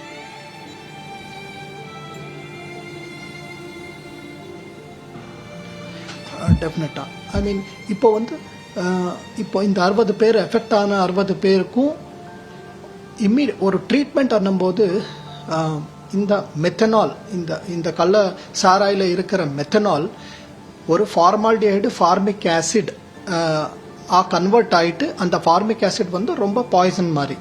அதுதான் வந்து நுரையீரல் எஃபெக்ட் பண்ணுது, லிவர்னு எஃபெக்ட் பண்ணுது, பிரெயின் எஃபெக்ட் பண்ணுது, லங்ஸ்னு எஃபெக்ட் பண்ணுது. அதுக்கு ஒரு ஆன்டிடோட்டன் சொல்லுவோம், அதுதான் ஃபோமெபிசால். அது இன்ஜெக்ஷன்ஸ் கொடுக்கலாம். ஃபோமெபிசால் கிடைக்காத பட்சத்தில் ஆல்கோஹால், நார்மல் ஆல்கோஹால் வந்து இதுக்கு ஒரு செகண்ட் ஆல்டர்னேட்டிவ். மூணாவது ஆல்டர்னேட்டிவ் வந்து டயாலிசிஸ். இப்போது இந்த மெத்தனால் என்ற பாய்சனை வெளியே எடுக்கிறது ஒரு ப்ராசஸ் தான் டயாலிசிஸ். பிளட்டு வந்து டயாலிசிஸ் மிஷினில் போய் மெத்தனால் எல்லாம் ஃபில்டர் அவுட் ஆகி மெத்தனால் இல்லாத பிளட்டு பேஷண்ட் உடம்புக்கு ரிட்டர்ன் ஆகிடும். ஸோ இது வந்து நமக்கு அண்ட் அஃப்கோர்ஸ் இது வந்து கண்டினியூஸாக இன்னொரு ஃபியூ டேஸ் ஆர் வீக்ஸ் வந்து ஐசியூவில் இருக்கணும், நல்லா நியூட்ரிஷன் கிடைக்கணும். இதெல்லாம் வந்து இம்மீடியட்டாக பண்ண வேண்டிய விஷயங்கள். ஒரு லாங் டர்மில் இவருக்கு வந்து கிட்னி பாதிக்கப்படலாம், லிவர் பாதிக்கப்படலாம், இது நரம்பு சம்மந்தப்பட்ட வியாதிகள் வரலாம். ஸோ இது வந்து ஒரு லாங் டர்ம் ஃபாலோஅப், ஒரு லாங் டர்ம் கேர். ஸோ மக்கள் வந்து இந்த மெத்தனாலில் இப்போ எஃபெக்ட் ஆகிற மக்கள் அன்ஃபார்ச்சுனேட்லி அண்ட் இதுக்கு முன்னாடியும் எஃபெக்ட் ஆன மக்கள் வந்து long term care follow up பண்ணணும். ஒரு hospital neurologist, medical gastroenterologist and critical care, general medicine, இது எல்லா டிபார்ட்மெண்ட்ஸும் இன்வால்வ் ஆகும். மக்கள் பண்ண வேண்டிய விஷயங்கள் என்னன்னா, first of all avoid alcohol. நான்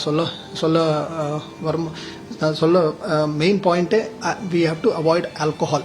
ஒரு பர்மிசிவ் ஆல்கோஹால் லிமிட்ஸ் இருக்கு, பட் அங்கேயும் போக வேண்டாம், ஆல்கோஹாலே அவாய்ட் பண்ணலாம்.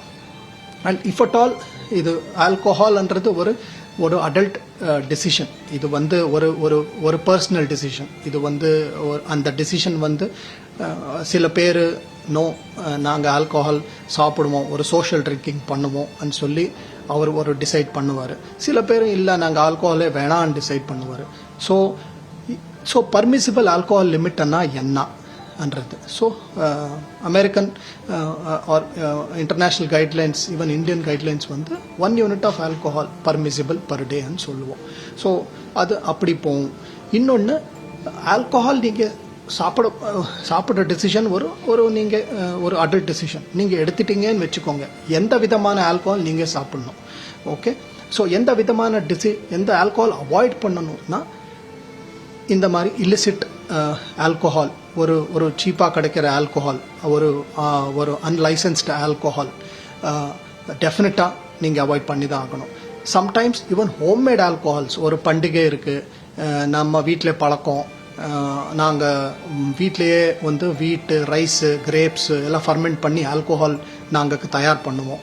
இது கூட சம்டைம்ஸ் டேஞ்சரஸாக இருக்கலாம். பிகாஸ் அந்த ஃபர்மெண்டேஷன் ப்ராசஸில் மெத்தனால் ப்ரொடியூஸ் ஆகலாம்.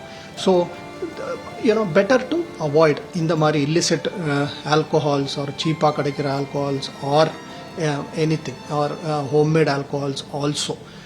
இதை அவாய்ட் பண்ணணும். Alcohol better to not consume alcohol at all. Alcohol நீங்கள் சாப்பிட்ணுன்ற நீங்கள் ஒரு அடல்ட் டெசிஷன், ஒரு வெல் இன்ஃபார்ம்டு டெசிஷன் நீங்கள் எடுக்கிறீங்கன்னா, அப்போது you should consume alcohol from licensed stores.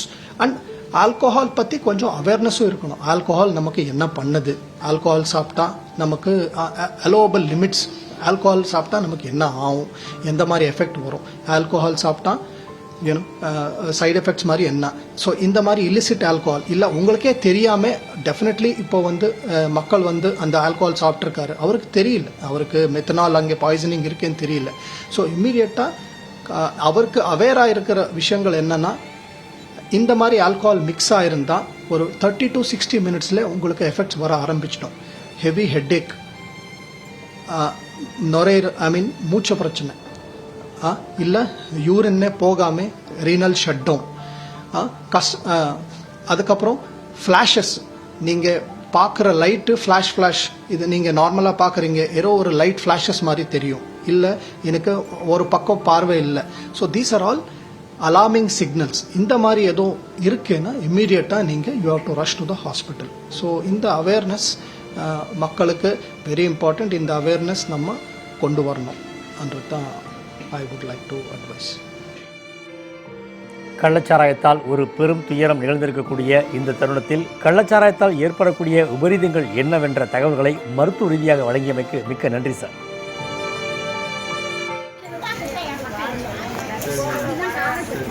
எத்தனை பேர் வரானோ ஐயோ சப்போர்ட்டுக்கு? ஒரு வீட்டுக்கு ஒன்று தான் பார்த்துக்கோங்க.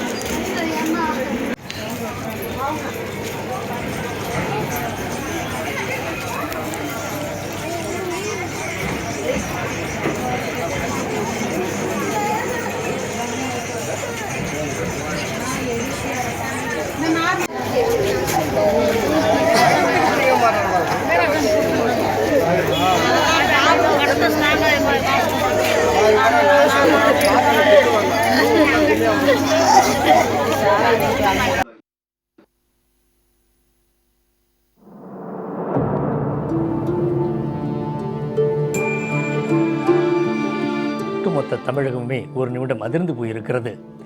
36 பேரை காவு வாங்கியிருக்கக்கூடிய இந்த சம்பவத்திற்கு காவல்துறையும் ஒரு முக்கியமான காரணமாக சொல்லப்படுகிறது.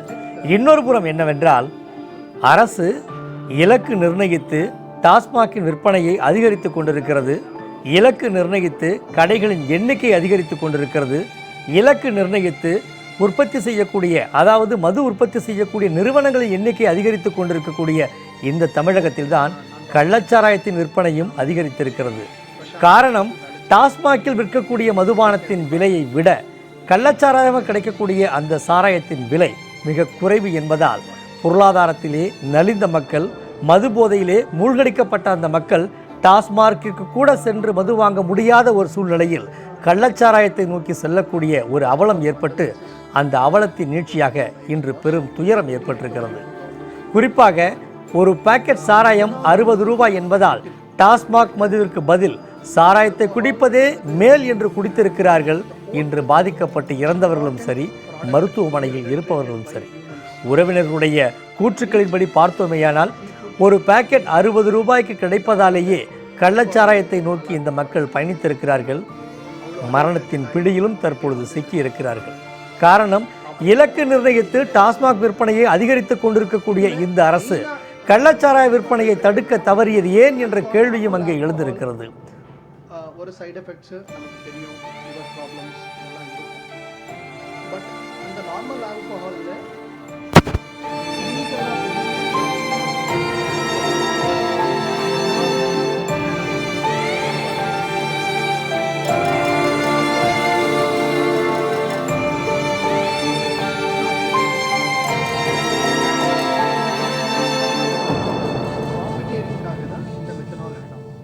மெத்தனால் என்ன பண்ணுதுன்னா, மெத்தனால்ன்றது ஒரு கிளாஸ் இண்டஸ்ட்ரியோ டெக்ஸ்டைல் இண்டஸ்ட்ரி. சமூக ஆர்வலர் அரங்கத்தில் இணைந்திருக்கக்கூடிய சமூக ஆர்வலர் வாசுதேவன் அவர்களிடம் பேசலாம்.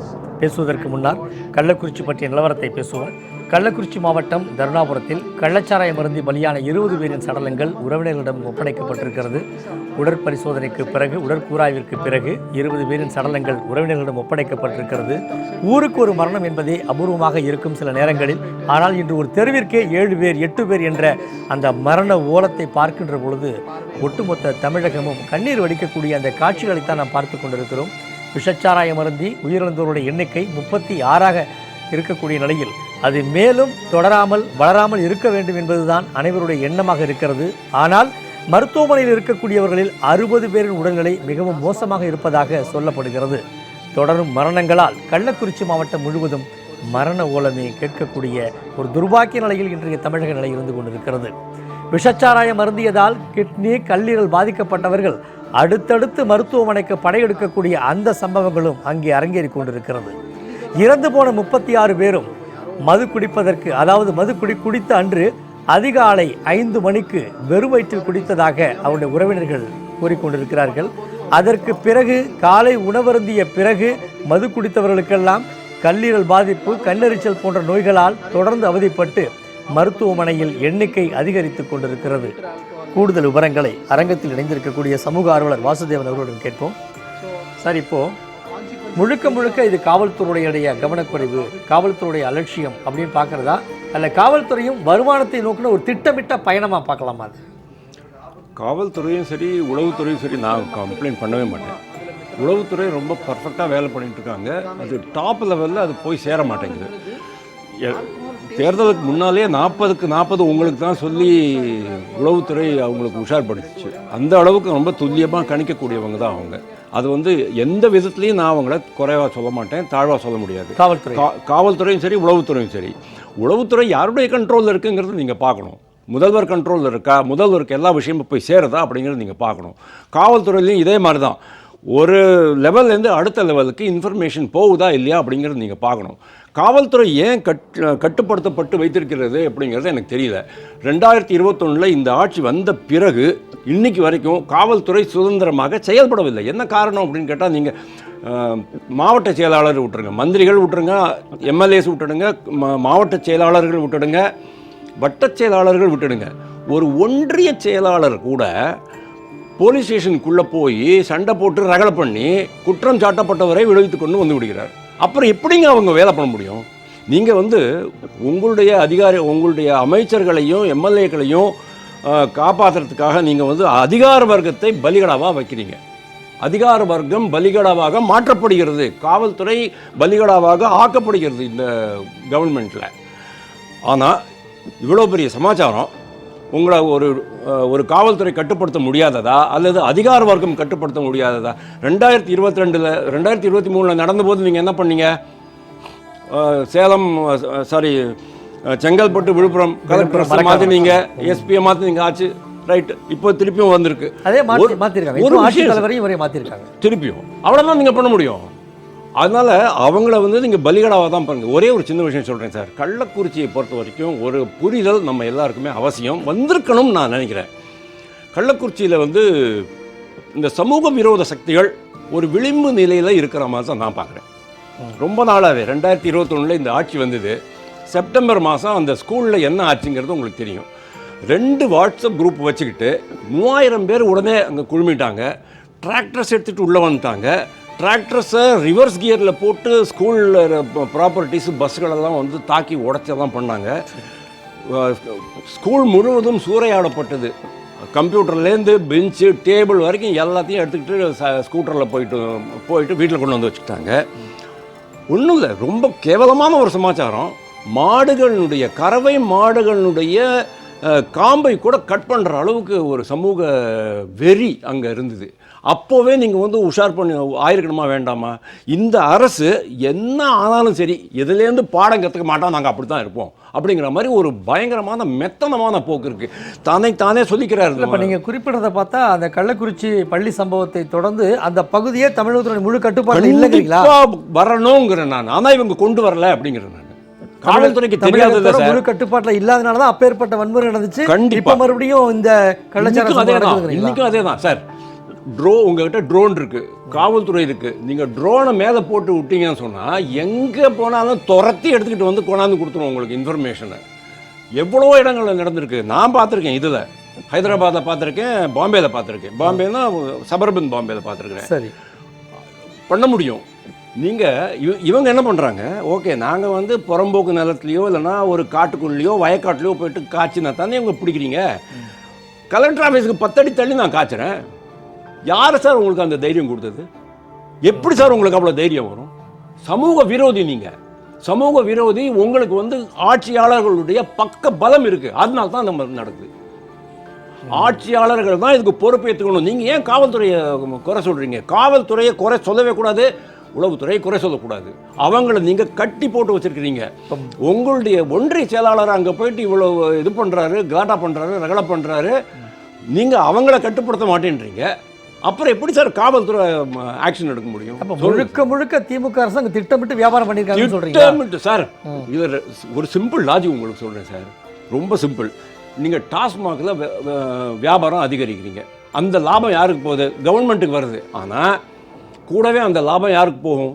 பெரிய பெரிய சாராய ஆலைகளை நடத்துபவர்கள் இந்த அரசில் யாரெல்லாம் இருக்காங்கங்கிறது நான் பேரை சொல்ல விரும்பலை, அது அசிங்கமாக போயிடும், அவங்களுக்கு போகுது. ஏன் நான் சம்பாதிக்க வேண்டாமா?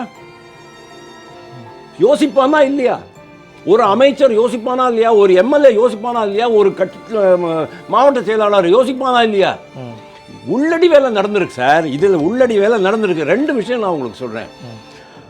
விதவைகளை பற்றி அவ்வளவு கருணை, விதவைகளுடைய எண்ணிக்கை அதிகமாகிவிட்டது, நாங்கள் வந்தால் டாஸ்மாகை மூடுவோம், முதல் கையெழுத்து. எவ்வளவு முதல் கையெழுத்து நீங்கள் போட போகிறீங்கன்னு தெரியல. நீட்டை ஒழிச்சிட்டீங்க, இது டாஸ்மாகை ஒழிச்சிட்டீங்க, மது விலக்கை கொண்டாந்துட்டீங்க. அந்த அம்மா என்ன சொல்லிச்சு? நாங்கள் வந்த உடனே பண்ணிவிடுவோன்னுச்சு. அந்த அம்மானா இன்னும் 3 நாளில் பார்லிமெண்ட் செஷன் ஆரம்பிக்க போகிறது சார். அந்த அம்மாவை நீங்கள் வந்து டிஎம்கே பாராளுமன்ற குழு தலைவராக போட்டிருக்கீங்க. டிஆர் பாலுவை பதவி இறக்கம் பண்ணிருக்கீங்க, கனெக்ட் பண்ணிக்கிங்க. இது ஒரு விஷயம்.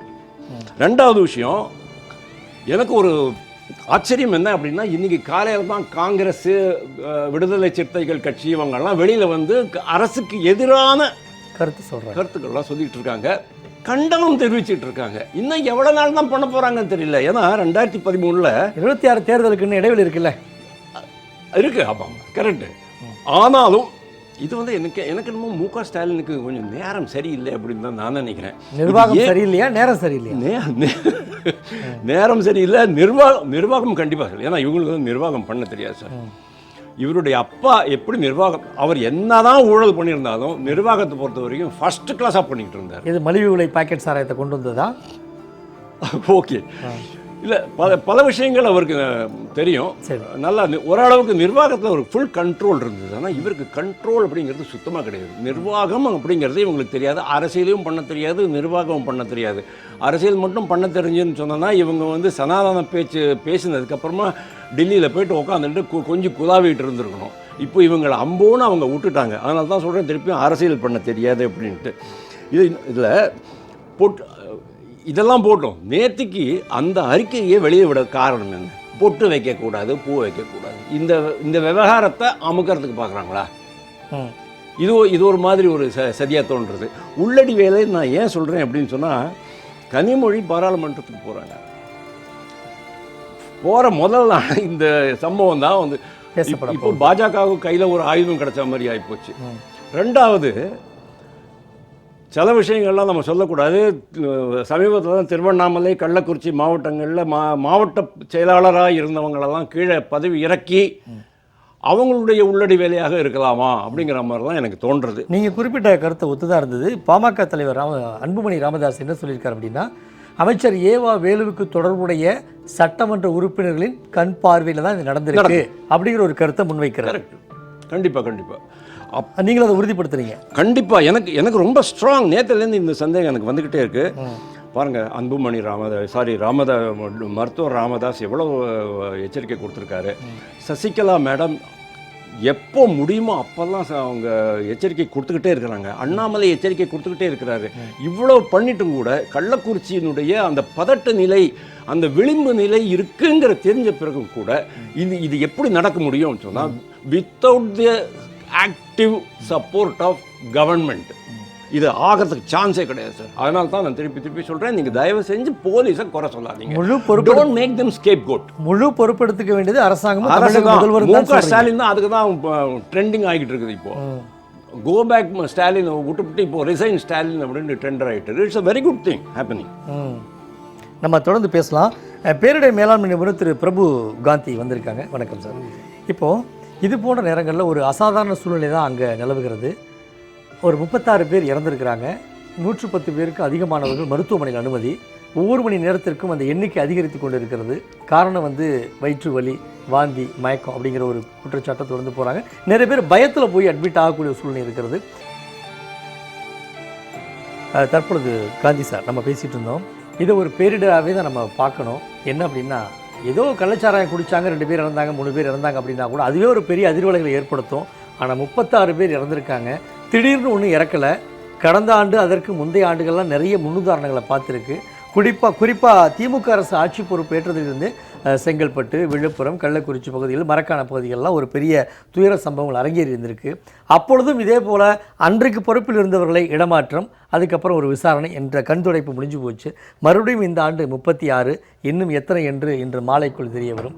இந்த பேரிடர்களை முழு பொறுப்பேற்க வேண்டியது யார் கையில் இருக்குன்னு நினைக்கிறீங்க? சார் இதில் ரெஸ்பான்சிபிலிட்டி வந்து கண்டிப்பாக கவர்மெண்ட் மேலே தான் சார் இருக்குது. எது தமிழக அரசு, மாநில அரசோட பொறுப்பு தான் அல்டிமேட்லி.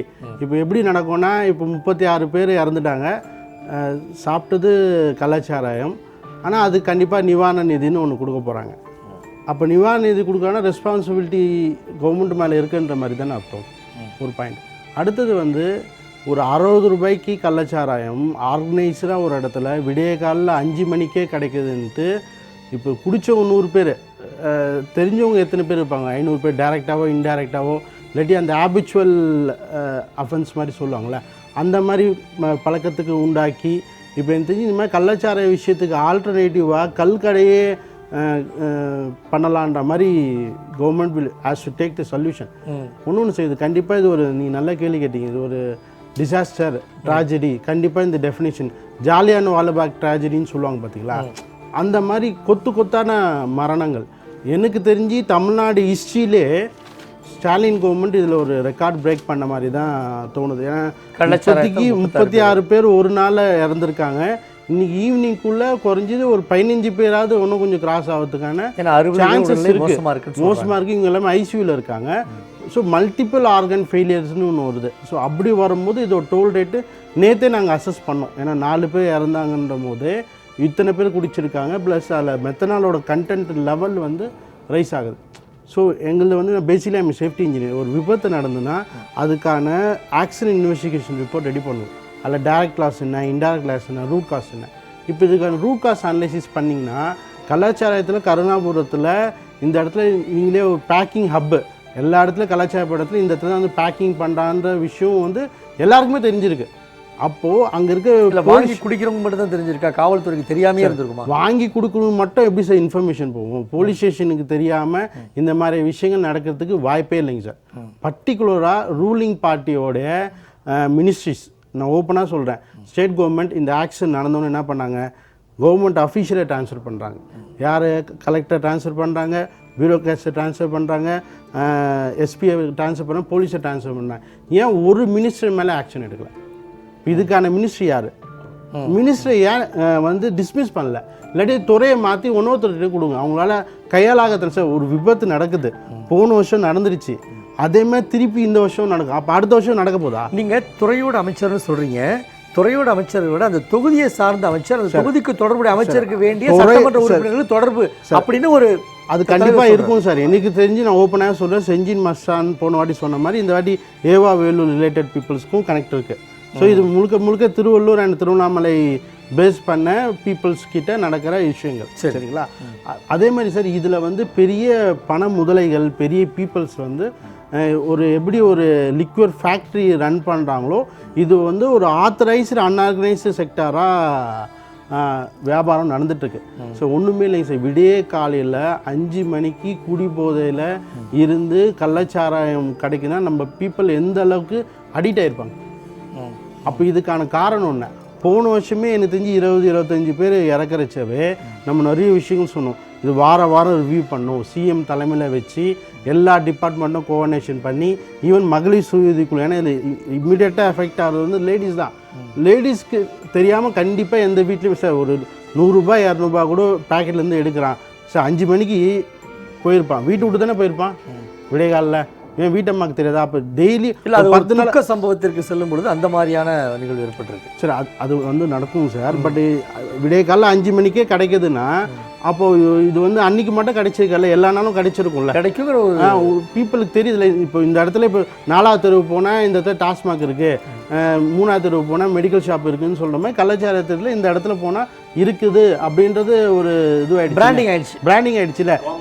ஈவன் டாஸ்மாக் வந்து 11 o'clock தான் ஓப்பன் பண்ணுறாங்க. 5 மணிக்கு எனக்கு தெரிஞ்சு மெடிக்கல் ஷாப் கூட கிடைக்குமான்னு தெரியல, பால் கடை கூட கிடைக்காது பொழுது. தமிழ்நாட்டில் இந்த விஷயத்த டோர் ஸ்டெப் சர்வீஸ் 5 மணிக்கு சென்னையில் பால் கிடைக்காது சார். போதை பொருள் கிடைக்கும் சார். சரி, நியூஸ் பேப்பரே வராது சார். ஓப்பனாக சொன்னா நியூஸ் பேப்பரே 6:30 மணிக்கு தான் வருது. ஆனால் இது வந்து ஆர்கனைஸ்டாக பீப்புளுக்கு கிடைக்குது. சரி, இப்போ இம்மிடியேட்டாக கவர்மெண்ட் பண்ண வேண்டிய விஷயத்தை ஆக்கப்பூர்வமான விஷயங்கள் பேசுவோம். இதை பற்றி அதாவது போதையிலேருந்து மீட்புக்கு உண்டான மையத்தை வந்து கள்ளக்குறிச்சியில் இம்மிடியேட்டாக government has to be set up rehabilitation activities. போதையிலேருந்து மீட்பு எப்படி பண்ணணும் அப்படின்னு ஒரு பாயிண்ட். ஈவன் இப்போ கள்ளச்சாராயத்தை அன்ஆர்கனைஸ்டாக இந்த அளவுக்கு பண்ணும்போது கள்ளுக்கடையை ஏன் ஓப்பன் பண்ணி விடக்கூடாது? கள்ளுக்கடையை ஏன் ஓப்பன் பண்ணி விடக்கூடாது? கவர்மெண்ட் இந்த யூஸ் பண்ணிவிட்டு, ஏன்னா விவசாயத்துக்கும் ஒன்று நடக்கும், ஒரு ஹெல்த்தி ட்ரிங்க்ஸும் கொடுத்த மாதிரியே ஆகிடும்.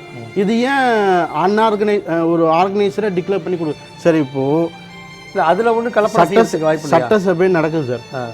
கண்டிப்பாக இன்றைக்கி தான் ஸ்டார்ட் பண்ணுறாங்க. இது ஒரு பெரிய இது ஆக போகுது. கவர்மெண்ட் வந்து இப்போ சிஎம் இம்மிடியேட்டாக இந்த விஷயத்தை ஓப்பன் சரி, எல்லாத்துலேயுமே தவறுகள் நடக்காமலாம் இல்லை. பட் ஒரு அட்லீஸ்ட் ஒரு 90% we can safeguard our people.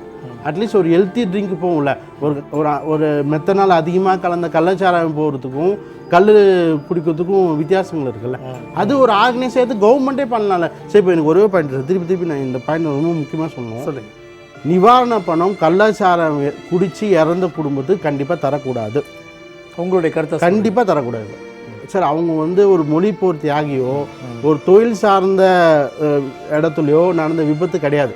அந்த கள்ளச்சாரம் காய்ச்சது வந்து கவர்மெண்ட்டும் கிடையாது. அப்போ எதுக்கு நிவாரணம் தரணும்? நிவாரண நிதி ஒரு சமூக பார்வையோட நான் ஒரு கருத்து சமூக பார்வை. கள்ளச்சாராயம் குடித்து இறந்தவர்களுக்கு நிவாரணம் கொடுக்கக்கூடாதுங்க உங்களுடைய கருத்துக்கு வழியில் நான் ஒரே ஒரு கருத்து சொல்கிறேன். அரசாங்கம் ஏற்படுத்தியிருக்கக்கூடிய டாஸ்மாகில் குறைந்தபட்சம் ஒரு 180 200 ரூபா இருந்தால் தான் டாஸ்மாக் படியே ஏற முடியும். ஆனால் இந்த மக்களுடைய ஒரு நாள் சம்பளத்திற்கு அங்கே போக முடியல. ஆனால் மதுவுக்கு அடிமையாக இருக்காங்க. அவங்களுக்கு கிடைக்கிற அந்த 50-60 ரூபாயில் குடிக்கிறதுக்கு வேறு வழி இல்லாமல் தான் கள்ளச்சாரத்தை நோக்கி போகிறாங்க. அப்போ மதுவை திறந்து வைத்திருக்கக்கூடிய அரசு இவர்களுடைய பொருளாதாரத்துக்கு ஏற்றவாறு குடிப்பதற்கான விலை அங்கே நிர்ணயம் செய்யலை. இதனுடைய விளைவு கள்ளச்சாரத்தை நோக்கி போகிறாங்க, கள்ளச்சாரத்துக்கு பலிகடை ஆகுறாங்க. அவங்க நிவாரணம் கோர்றதுல என்ன தவறு இருக்குன்னு நான் கேட்குறேன். சரி, நான் லீகலி பேசுகிறேன் சார், சட்டப்படி பேசுகிறேன். நான் இந்த மனிதாபிமானமோ கருணை அடிப்படை பாயிண்டில் நான் வரல, ஓகேங்களா? லீகலி சட்டப்படி இந்த மாதிரி கள்ளச்சாரம் சாப்பிட்டு இறந்தாங்கன்னா உலகத்திலே யாருக்குமே நிவாரணம் பணம் கொடுக்க மாட்டாங்க. மனிதாபிமான அடிப்படையில் ரிலாக்ஸேஷன் ஒன்று இருக்கும் பார்த்தீங்களா, அந்த மாதிரி செக்டாரில் கொடுக்குற. இன்னொன்று கவர்மெண்ட் ஹேஸ் டு திங்க். ஒரு குடும்பத்துக்கு 5 லட்சம் தராங்கன்னா இப்போ 50 பேர்கிட்ட இறக்க போகிறாங்கன்னா கிட்டத்தட்ட 3 கோடி 4 கோடி என்னோட டேக்ஸ் பணமும் சேர்த்து தான் கொடுக்க போகிறாங்க. புரியுதுங்களா? அது ஆக்கப்பூர்வமான விஷயத்துக்கு எடுத்துகிட்டு போகலாமே. இது மாதிரி விபத்து நடந்த பிறகு இவ்வளோ கவர்மெண்ட் மெக்கானிசேஷன் ஒர்க் பண்ணுது. தாசில்தார் ஒர்க் பண்ணுறாரு, விஓ ஒர்க் பண்ணுறாரு, போலீஸ் டிபார்ட்மெண்ட் ஒர்க் பண்ணுது, இப்போ மீடியா எல்லாமே அங்கே ஃபோக்கஸ் பண்ணுறீங்க. எல்லாமே இவ்வளோ பண்ணுறதுக்கு இது ஏன் ஒரு 10 நாளைக்கு முன்னாடி இந்த இடத்துல வந்து கலாச்சாரம் காய்ச்சல் பண்ணல? இவ்வளவு பேர் ஒர்க் பண்ணுற இன்னைக்கு இத்தனை நாளா இத்தனை வருஷமா திமுக ஆட்சி பொறுப்பேற்றது ஒர்க் பண்ணாததுனால வந்த விபரீதத்திற்கு அவங்க நஷ்டம் கொடுக்க வேண்டிய கட்டாயத்துக்கு போகிறாங்க. சார் சொன்ன விஷயத்தை நான் உண்மையிலே ஆமோதிக்கிறேன். பாயிண்ட் என்னன்னா கவர்மெண்ட் சிஸ்டம் மெக்கானிசேஷன் இருக்கு. அந்த சிஸ்டம் எலிவேஷன் பண்ணல, சிஸ்டம் ஒர்க் ஆகல. ஒர்க் ஆகக்கூடிய நஷ்ட ஈடா தான் கேட்க கொடுக்க வேண்டிய கட்டாயம் ஏற்படுது. சிஸ்டத்துல ஓட்டம் இருக்கு சார், ஓகேங்களா? அந்த சிஸ்டத்தை ஓட்டம் வந்து கவர்மெண்ட் இங்கே பாருங்களேன், எப்பவுமே கவர்மெண்ட்டை வந்து நம்ம கவர்மெண்ட் அகைன்ஸ்டாக பேசணுன்றது அவசியம் இல்லைங்க. கவர்மெண்ட்டை வந்து நம்ம சொல்லி சரி பண்ணுறோன்னு சொல்ல வரேன். ஒரு ஆக்கப்பூர்வமாக எதிர்கட்சி மாதிரி நமக்குள்ளே பேசிக்கலாம். ஒரு நேஷனல் லெவலில் வந்து இப்போ ஃபார் எக்ஸாம்பிள் இப்போ இது வந்து ஒரு டெட் ட்ரோல் வந்து 25க்கு மேலே ஆனாலே சென்ட்ரல் கவர்மெண்ட் பாடிஸ் வந்து இப்போ இதை வந்து இன்வெஸ்டிகேஷன் பண்ண உள்ள தலையிட முடியும், வந்துடுவாங்க, அல்டிமேட்டாக வந்துடுவாங்க. ஏன்னா இது வந்து மக்கள் உயிர் சம்பந்தப்பட்ட விஷயம். 25 பேருக்கு அதிகமாக 25 மேலே ஒரே மாதிரி எடுத்துனாலே மத்திய அரசு உள்ள மத்திய அரசோடைய விசாரணை குழு இங்கே வரும் கண்டிப்பா வரும். அப்போ இது வந்து ஒரு வாட்டி நடக்கல, ஏற்கனவே வேற நடந்திருக்கு. சரி, அப்ப நீங்க என்னெல்லாம் ஸ்டெப்ஸ் எடுத்துருக்கீங்க, என்ன கமிட்டி மீட்டிங் போட்டிருக்கீங்க? அந்த மத்திய குழுவினுடைய நடவடிக்கை எப்படி சார் இருக்கும்?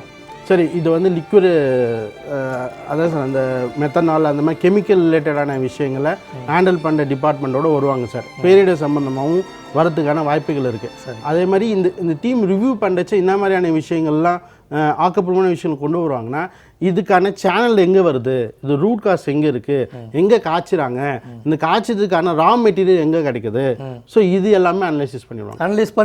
அனலைசிஸ் பண்ணி ஃபியூச்சரில் நடக்காமல் தடுக்கணும். என் பாயிண்ட் என்ன, போன வருஷம் தமிழகத்தில் வந்து கஞ்சா புரையோடி போச்சு, அது சம்மந்தப்பட்டவர் யாருன்னா சுற்றி வளைச்சு பார்க்கும்போது திமுகவில் பொறுப்பில் இருந்த தொடர்புடையவர், தெரிஞ்சும் கூட ஆய்வு மட்டுமே நடக்கும், விசாரணை மட்டுமே நடக்கும், கஞ்சா வழக்கம் போல செயல்படும். அப்படிதான் இது போகுது. உண்மையிலே இப்போ ஸ்டாலின் சார் ஒரு நல்ல விஷயம் எடுக்கணும்னா இது சம்பந்தமான மினிஸ்டரையும் துறை சம்பந்தமான டிஎம்கே பீப்புள் யாராக இருந்தாலும் சட்டப்படி நடவடிக்கை எடுத்தால் அவருக்கு நல்ல பேர் வரதுக்கு நல்ல வாய்ப்பு. இனி வராமல் இருக்கிறதுக்கு சட்டப்படி நடவடிக்கை எடுக்கலாம்.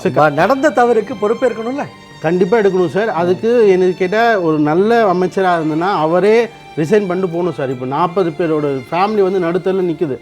100 குடும்பம் வந்து இப்போ கை காலெலாம் நல்லா இருந்தாலே வேலை 500 ரூபாய் 600 ரூபாய் தான் கிடைக்குது. ஏதாவது ஒன்று போயிடுச்சுன்னா அவனை பார்த்து அவனை டிபெண்ட் பண்ணியிருக்கிற சார். எனக்கு தெரிஞ்சு இந்தியாவிலே இளம் வயதில் விதவையாக அதிக பெண்கள் டெத் ரோல் வந்து தமிழ்நாட்டில் தான் இருக்குது. அந்த தகவல் அதிகமாக மக்கள் மத்தியில் பேசுகிறது கனிமொழி மேடம் தான். கனிபுரம் அப்படின்ற ஊர் வந்து இப்போ ஒரு இது ஓப்பனாக சொன்னோன்னா இந்த இண்டஸ்ட்ரி கிளஸ்டர், ஆக்ரோ கிளஸ்டர் மாதிரி, கள்ளச்சாராய கிளஸ்டர் மாதிரி ஃபார்ம் ஆயிடுச்சு. கள்ளச்சாராய ஹப்பா இருந்திருக்கு, கிளஸ்டர். ஆமாம், ஹப்பு மாதிரி ஹப்பா இருந்திருக்கு. இருந்திருக்கு. கள்ளச்சாராய இண்டஸ்ட்ரியலிஸ்ட் மாதிரி. இப்போ போதை, இப்போ உண்மையிலே எனக்கு தெரிஞ்சு தமிழ்நாட்டை வந்து medical capital of India, industry capital of India, tourism அப்படின்ற மாதிரிலாம் பேச போய் போதையின் தலைநகரமே தமிழ்நாடுன்ற அளவுக்கு பேசுகிற அளவுக்கு இந்த விஷயம் போயிருக்கு. உண்மையிலே ரொம்ப ரொம்ப துரதிர்ஷ்டமான விஷயம். எனக்கு தெரிஞ்சு என்னோட 25 வருஷம் எக்ஸ்பீரியன்ஸில் இந்த மாதிரி, ஏன்னா கன்ஸ்ட்ரக்ஷன் லேபர்ஸ் கூட நிறைய பேர் போயிட்டு இது மாதிரி சாப்பிட்டு சைட்டுக்கெலாம் வந்து ஒர்க் பண்ணிலாம் நிறைய விஷயம் நாங்கள் பார்த்துருக்கோம். ஸோ இது எல்லாமே எல்லா இடத்துலையும் நடந்துட்டு தான் இருக்குது அன்ஆர்கனைஸ்டாக. நான் ஒன்று சொல்லட்டுமா, இப்போ இறந்துட்டாங்களே, நாளைக்கு பாருங்கள் இதே கருணாபுரத்தில் இதே இடத்துல அவனுக்கு அந்த கள்ளச்சாரம் கிடைக்கும். நான் எழுதி தரேன், நீங்களே ஃபுட்டேஜ் எடுப்பீங்க, ஃபுட்டேஜ் வச்சு போடுவீங்க, கிடைக்கும். அப்போ அரசின் செயல்பாடு அப்படிதான். அப்படின்னா ஆப்ரேஷன் கண்ட்ரோல் இருக்குன்றேன். நான் இவ்வளோ ஓப்பனாக சொல்கிறேன் சார். இதுதான் அசஸ்மெண்ட் ஃபார்முலா. நான் இப்படி நடக்குதுன்னா அப்போ நீங்கள் என்ன ஸ்டெப் எடுத்தீங்க சார்? ஒரு ஒரு ஒரு கைது பண்ணியிருக்காங்களே, கோவிந்தராஜ் கைது பண்ணியிருக்காங்க, தொடர்புடைய 10 பேரோட தீவிர அவனை தான் சார் கும்பலா சார் கைது பண்ணியிருக்காங்க.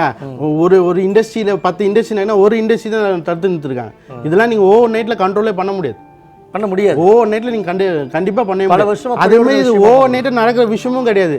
இன்னைக்கு மிக்சிங்கில் ஒரு ஃபார்முலா இது பண்ணனால தவறுதலால இவ்வளோ விஷயங்கள் வெளியாகிடுச்சு சார். நான் ஓப்பனாக சொல்ல சார், மாதம் 3 பேரும் 4 பேரும் இறந்து தான் சார் இருக்காங்க.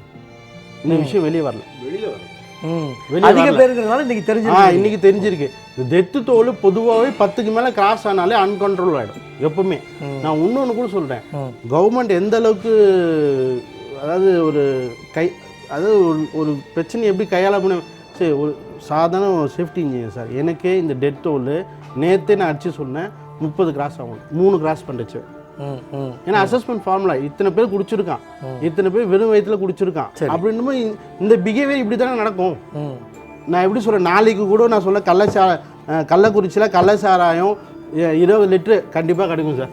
நாளைக்கு நீங்க ஜெயடிவி போய் எதுமே காட்டுங்க, பொறியாளரா உங்களால அசஸ் பண்ண முடியல, கிடைக்கும் சார். ஒரு பொறியாளரா உங்களால அசஸ் பண்ண முடியல, கவர்மெண்ட் அசஸ் பண்ண முடியல. Simple form. நம்ம தொடர்ந்து பேசலாம். இதில் வந்து ஒரு வழக்கறிஞர் இணைப்பில் இருக்காரு, சட்ட ரீதியாக என்ன பண்ண முடியும்னு கேட்கலாம். பேச்சுமுத்து சார், இப்போது இது போன்ற ஒரு 20லேருந்து 25 பேருக்கு அதிகமானவர்கள் ஒரு பெரிய இடரில் உடனே இறக்குறாங்க அப்படின்னாலே மத்திய அரசு தன்னுடைய குழுவை அனுப்பி ஆய்வில் இறங்கலாம் அப்படிங்கிற ஒரு கருத்து இருக்குது.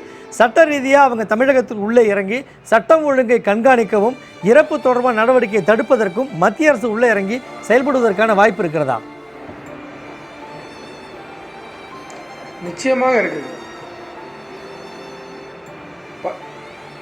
மத்திய அரசு விசாரணை குழுக்கள், புலன் விசாரணை அமைப்புகள் உடனடியாக இந்த விஷயத்தை கையில் எடுப்பார்கள். விசாரணை தொடங்குவதற்கு சட்ட ரீதியான அதிகப்படியான வாய்ப்புகள் இருக்கிறது. அதன் ஒன்றாகத்தான் அதை சார்ந்து இருக்கிற மத்திய அரசியல் இருக்கிற அங்கம் வகிக்கிற மத்திய அமைச்சர்கள் இது குறித்து பேசிக் கொண்டிருக்கிறார்கள். இறப்பு எண்ணிக்கை 20ஐ தாண்டுகிற போது மத்திய புலனாய்வு அமைப்பு அதனுடைய விசாரணையை கையில் தாமாக முன்வந்து கையில் எடுப்பதற்கான வாய்ப்புகள் அதிகம் இருக்கிறது. குறிப்பாக சட்டப்படி நான் ஏற்கனவே கூறியது போல சார், 1939 மதுவிலக்கு பூரண சட்டத்தின்படி இந்த மூலக்கூறுகள், இந்த கள்ளச்சாராயத்திற்கான மூலக்கூறுகளை வைத்திருப்பது, கொண்டு செல்வது, கள்ளச்சாராயம் ஊறல், கள்ளச்சாராயம் என்பது அவர் சார் சொன்ன மாதிரி மிட் நைட்டு தயாரிக்கக்கூடிய விஷயம் இல்லை. குறிப்பிட்ட நாட்கள் அதை ஊற வைக்க வேண்டியிருக்குது, அதை காய்ச்ச வேண்டியிருக்குது, அதை வடிகட்ட வேண்டியிருக்கு, அதன் பிறகு விற்பனைக்கு எடுத்து செல்ல வேண்டியிருக்குது. இது ஒரு நீண்ட நாள் ப்ராசஸ்.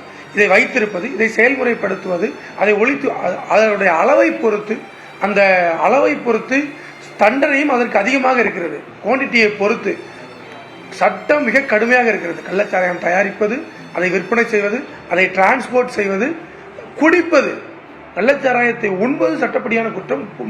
மது மயக்கத்தில் இருப்பது உள்ளிட்டவை கடுமையான தண்டனைக்குரிய குற்றம். சட்டம் கடுமையாக இருக்கிறது. ஆட்சியாளர்கள், காவல்துறையினர் சட்டத்தை கையில் எடுத்து நடைமுறைப்படுத்துகிறார்களா, சட்ட ஒழுங்கு பிரச்சனையை சீர்படுத்துகிறார்களா என்பதுதான் இன்றைக்கு கேள்வியாக இருக்கிறது. காவல்துறையினர் ஏற்கனவே நாம் சொன்னது போல சரளமாக, தாராளமாக கள்ளச்சாராயம் விற்பனை நடைபெற்றுக் கொண்டிருக்கிறது. இதுக்கு முன்பு பேசிய சார் சொன்னது போல உடனடியாக ஒரு நாள் இரவில் இது நடந்து விடுவதில்லை. தொடர்ந்து இது சோதனை சாவடிகளை தாண்டி ஒரு ஊரிலிருந்து மற்றொரு ஊருக்கு கள்ளச்சாராய மூலக்கூறுகள் எடுத்து செல்லப்படுகிறது, கள்ளச்சாராயம் எடுத்து செல்லப்படுகிறது, அது விற்பனை செய்யப்படுகிறது. காரணம், கள்ளச்சாராயம் அதிகமாக சந்தையில் விற்பனை செய்யப்படுவதற்கு காரணம், சந்தையில் அதிக வரவேற்பு இருப்பதற்கு காரணம், ஒரு குவார்ட்டரின் விலை 150 ரூபாய் இருக்கிற காலத்தில் இதனுடைய விலை 50 ரூபாய் 60 ரூபாய்க்கு கிடைக்கிறது என்பதுதான். என்னுடைய தாழ்மையான வேண்டுகோள் என்னவென்றால், ஒரு சாமானியனாக, ஒரு வழக்கறிஞராக, ஒரு சமூக ஆர்வலராக பூரண மதுவிலக்கை ஏற்படுத்த முடியவில்லை என்றால், சாராய விலையை, அரசு டாஸ்மார்க் விலையை குறைக்க முடியவில்லை என்றால், தாராளமாக கள்ளுக்கடையை திறந்து விடலாம். கல் என்பது எவ்வளவு ஒரு அளவுக்கு மேல் குடிக்க முடியாது, அதனால் உயிருக்கு ஆபத்தில்லை என்பது சுத்தமான கல்லில், நான் சொல்வது சுத்தமான கல்லில் அளவுக்கு அதிகமாக குடிக்க முடியாது, அளவுக்கு அதிகமாக விற்பனையும் செய்ய முடியாது. அதனால் மற்ற சாராயங்களை அமிலங்கள் சேர்த்து தயாரிக்கிற, எவ்வளவு பெரிய அரசு தயாரிக்கிற சாலைகளாக இருக்கட்டும், சாராயங்களாக இருக்கட்டும், டாஸ்மார்க் மதுகளாக இருக்கட்டும், அதை விட பல மடங்கு குறைவான சதவிகிதத்திலேயே ஆல்கஹால் இருக்கிறது. அமிலங்கள், ரசாயனங்கள் கலக்கப்படுவதில்லை. என்னுடைய கருத்தாக, இது போன்ற பேரிழப்புகள், கொத்து கொத்தாக மக்கள் சாகிறார்கள், கொத்து கொத்தாக ஒரு ஊரில் எண்ணிக்கை அதிகமாக கொண்டிருக்கிறது. இப்போது 35 கிராஸ் பண்ணி 36 இருக்கிறது. 20 பேர் ஐசியூவில் இருக்கிறதாக கூறுகிறார்கள், 110 பேர் மருத்துவமனையில் இருக்கிறதாக கூறுகிறார்கள், கிட்னி பாதிக்கப்பட்டிருப்பதாக, சிறுநீரகம் பாதிக்கப்பட்டிருப்பதாக, கல்லீரல் பாதிக்கப்பட்டிருப்பதாக கூறுகிறார்கள். இன்னும் எத்தனை பேர் இன்னும் எண்ணிக்கை எவ்வளவு கூட போகிறது என்று தெரியவில்லை. இப்படி இவ்வளவு பெரிய, மிகப்பெரிய ஒரு உயிரிழப்பு இந்த கள்ளச்சாராயத்தால் ஏற்படுவதற்கு பதிலாக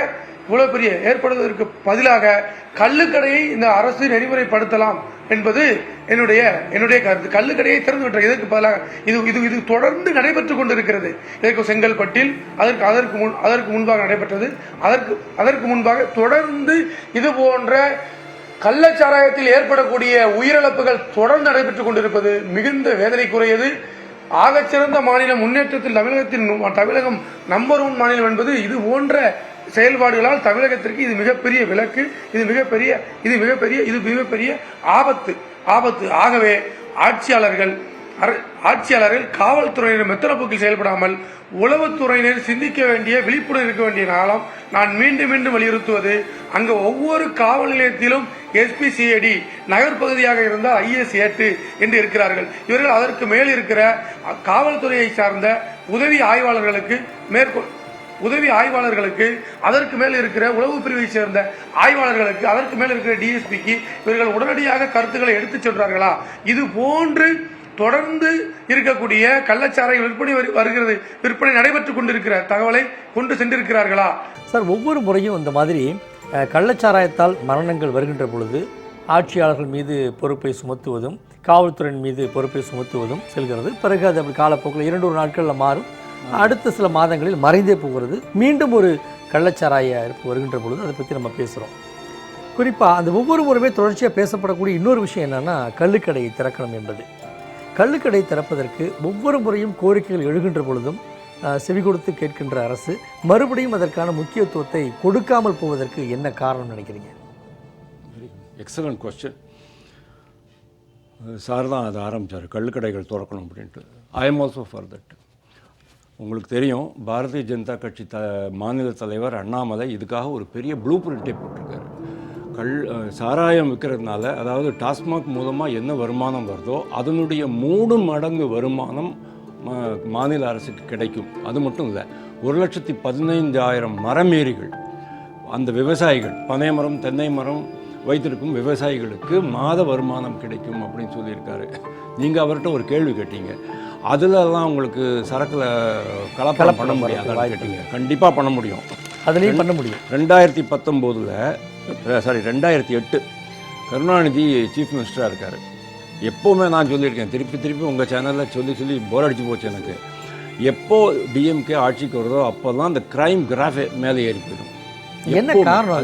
அது காரணம் ஏன்னா அவங்களுக்கு ஃப்ரீடம் கொடுக்குறாங்களோ, அவங்களுக்கு ஆட்சியினுடைய மெத்தனம் தான். அவங்களுக்கு ஒரு கர்வம் வந்துடும்.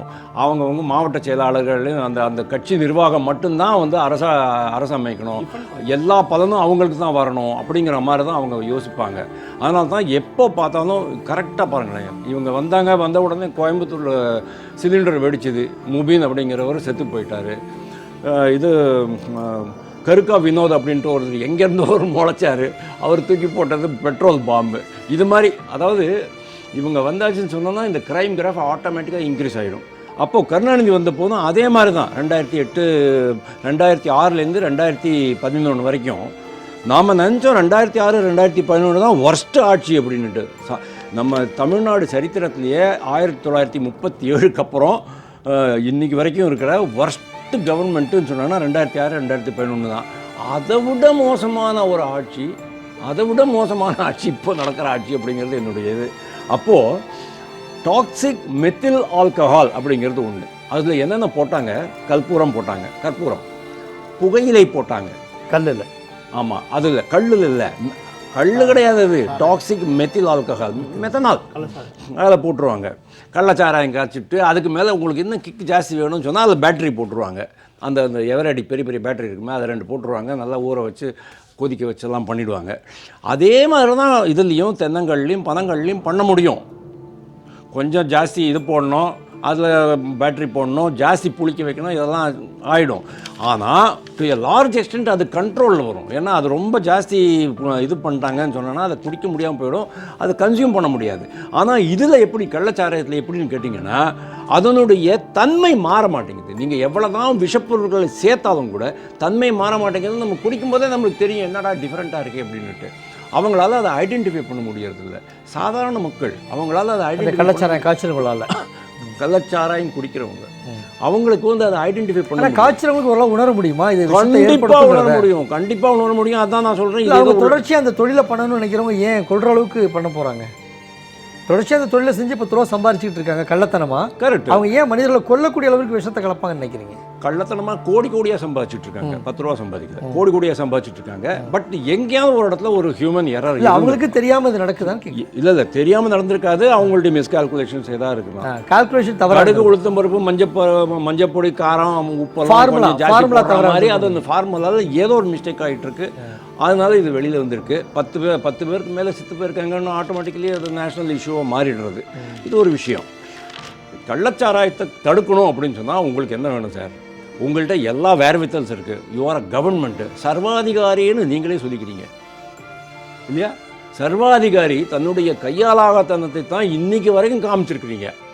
எந்த ஒரு மேட்ரு நீங்கள் எடுத்துக்கோங்க, கோயம்புத்தூர் குண்டுபிடிப்பு எடுத்துக்கோங்க, வேங்காய் வயல் எடுத்துக்கோங்க, திருவண்ணாமலையில் தண்ணி வரல, மேலே மட்டும்தான் பைப்பு இருக்குது, கீழே பைப்பை காணுன்ட்டு அந்த பையன் அவனை கொண்டு போய்ட்டு அரெஸ்ட் பண்ணிட்டுருக்கீங்க. முல்லைப்பெரியாறு டேம் ஆகட்டும், தஞ்சாவூரில் குறுவை பயிர்கள் கருகி போனதாகட்டும், வெள்ளத்தடுப்பு ஆகட்டும், மேகதாது அணை கட்டுறது ஆகட்டும், மருத்துவ கழிவுகள் கேரளாவிலேருந்து உள்ளே வரதாகட்டும், அரிசி கடத்தல் தமிழ்நாட்டிலேருந்து கேரளாவுக்கு போகிறது இருக்கட்டும், எந்த ஒரு மேட்டரில் கூட உங்களுடைய கையாலாகத்தனம் தான் இன்றைக்கி வரைக்கும். இந்த டிஎம்கே அரசை நான் டைரெக்டாக குற்றம் சாட்டுறேன். ஒன்றுக்குமே லாயக்கு இல்லாத ஒரு கவர்மெண்ட்டாக இது மாறிக்கிட்டு இருக்குது. உங்களுக்கு வேண்டியது என்ன? ஒரு பொலிட்டிக்கல் வில், ஒரு அரசியல் உறுதித்தன்மை வேணும். இதை நான் ஒழிச்சு கட்டுறேன் படுறேன் எனக்கு தோன்றுது சார். ஜெயலலிதா இன்றைக்கி இருந்திருந்தாங்கன்னு சொன்னால் இது நடந்திருக்குமா அப்படின்ட்டு எனக்கு தோணுது. கண்டிப்பாக இது நடந்திருக்க சான்ஸே இல்லை. ஏன்னா அவங்க எங்கேயாவது எவனாவது கொஞ்சம் லூஸாக ஆட ஆரம்பித்தான்னு சொன்னாலே தனியாக உட்காந்து வச்சுருவாங்க, ப்ராக்கெட் பண்ணி உட்காந்து வச்சுருவாங்க, அதுக்குன்னு தனியாக அவங்க ஸ்கெட்ச் போட்டு உட்காந்து வச்சுருவாங்க. அரசுக்கு அரசியலும் செய்ய தெரியவில்லை, நிர்வாகமும் செய்ய தெரியவில்லை, அரசாட்சி செய்ய தெரியவில்லை. செய்ய தெரியவில்லைன்னா நீங்கள் ரிசைன் பண்ணிட்டு போங்க. உங்களுக்கு வந்து அந்த பொலிட்டிக்கல் வில் எப்போ வரும்? உங்களுடைய மனசில் வரணும். நாமையே தான் நல்லா காமிக்கணும். எங்கள் அப்பனை விட நான் நல்லா ஆட்சி பண்ணேன் அப்படிங்கிற மாதிரி மக்கள் சொல்லணுங்கிற அந்த ஒரு வெறி வரணும்.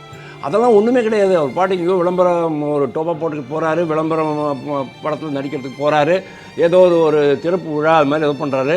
நாட்டுக்கு எந்த விதத்துலேயும் மக்களுக்கு பிரயோஜனமே இல்லாத முத்தமிழ் விழா, முப்பெரும் விழா, அது மாதிரி ஏதோ விழா, நூற்றாண்டு விழா, 101வது ஆண்டு விழா, இது மாதிரிலாம் ஏதோ பண்ணிக்கிட்டு போயிட்டுருக்கிறாரு.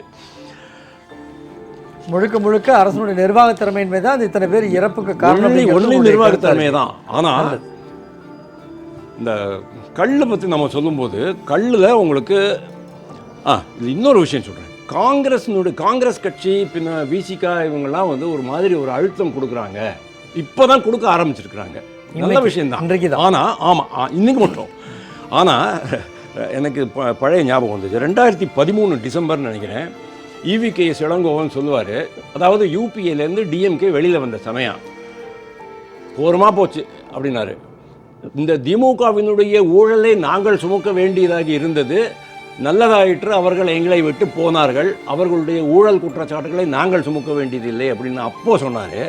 இன்னைக்கு ஓரொரு குற்றச்சாட்டு இந்த டிஎம்கே பண்ணுற அவ்வளோ அட்டகாசம் அட்டூழியம் எல்லாத்தையுமே இவங்க தான் முட்டு கொடுத்துக்கிட்டு இருப்பாங்க. இன்னும் எவ்வளோ நாள் முட்டு கொடுக்க போகிறாங்க அப்படிங்கிறது எனக்கு புரியவே இல்லை. இன்றைய சம்பவத்திற்கு தொடர்ந்து முட்டு கொடுப்பாங்கன்னு நினைக்கிறீங்களா காங்கிரஸ்? இதுக்கு கூட பாருங்க 2 days இது மறந்து போயிடும். நான் என்ன சொல்ல வரேன், இப்போ அவங்க கொடுத்த பத்திரிகையாளர் பேட்டி கூட it is just a face saving measure. Face saving மெஷருங்கிறதுக்கு தமிழ் எப்படி சொல்லுவீங்க? சுய கௌரவத்தை காப்பாற்றிக் கொள்ளும் ஒரு முயற்சியாகத்தான் நான் பார்க்குறேனே தவிர எந்த விதமான அடிப்படை மாற்றமும் ஏற்பட போவதில்லை. இதனால் அரசுக்கு எந்த விதமான இதுவும் அழுத்தமோ அல்லது ஒரு நிர்பந்தமோ ஏற்படுத்த மாட்டார்கள் அப்படிங்கிற மாதிரி தான் நான் நினைக்கிறேன். அரசுக்கு எந்த விதமான இதுவும் இருக்க போகிறதில்லை.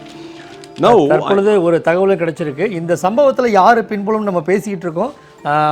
அன்புமணி அவர்கள் என்ன தெரிவிச்சிருக்காருன்னா, திமுக வேட்பாளருக்கு வாழ்த்து தெரிவித்த கோவிந்தராஜ் வைத்த பேனர், அதாவது இப்போ கைது செய்யப்பட்டிருக்கிற கோவிந்தராஜ் வந்து திமுக வேட்பாளருக்கு ஆதரவாக வைத்த பேனர்லாம் இந்த தருணத்தில் அகற்றப்படுகிறது என்றால் அவர் எங்கிருந்து புறப்பட்டிருக்கிறார் என்கிற தகவல் வெட்ட வெளிச்சமாக இருக்கிறது.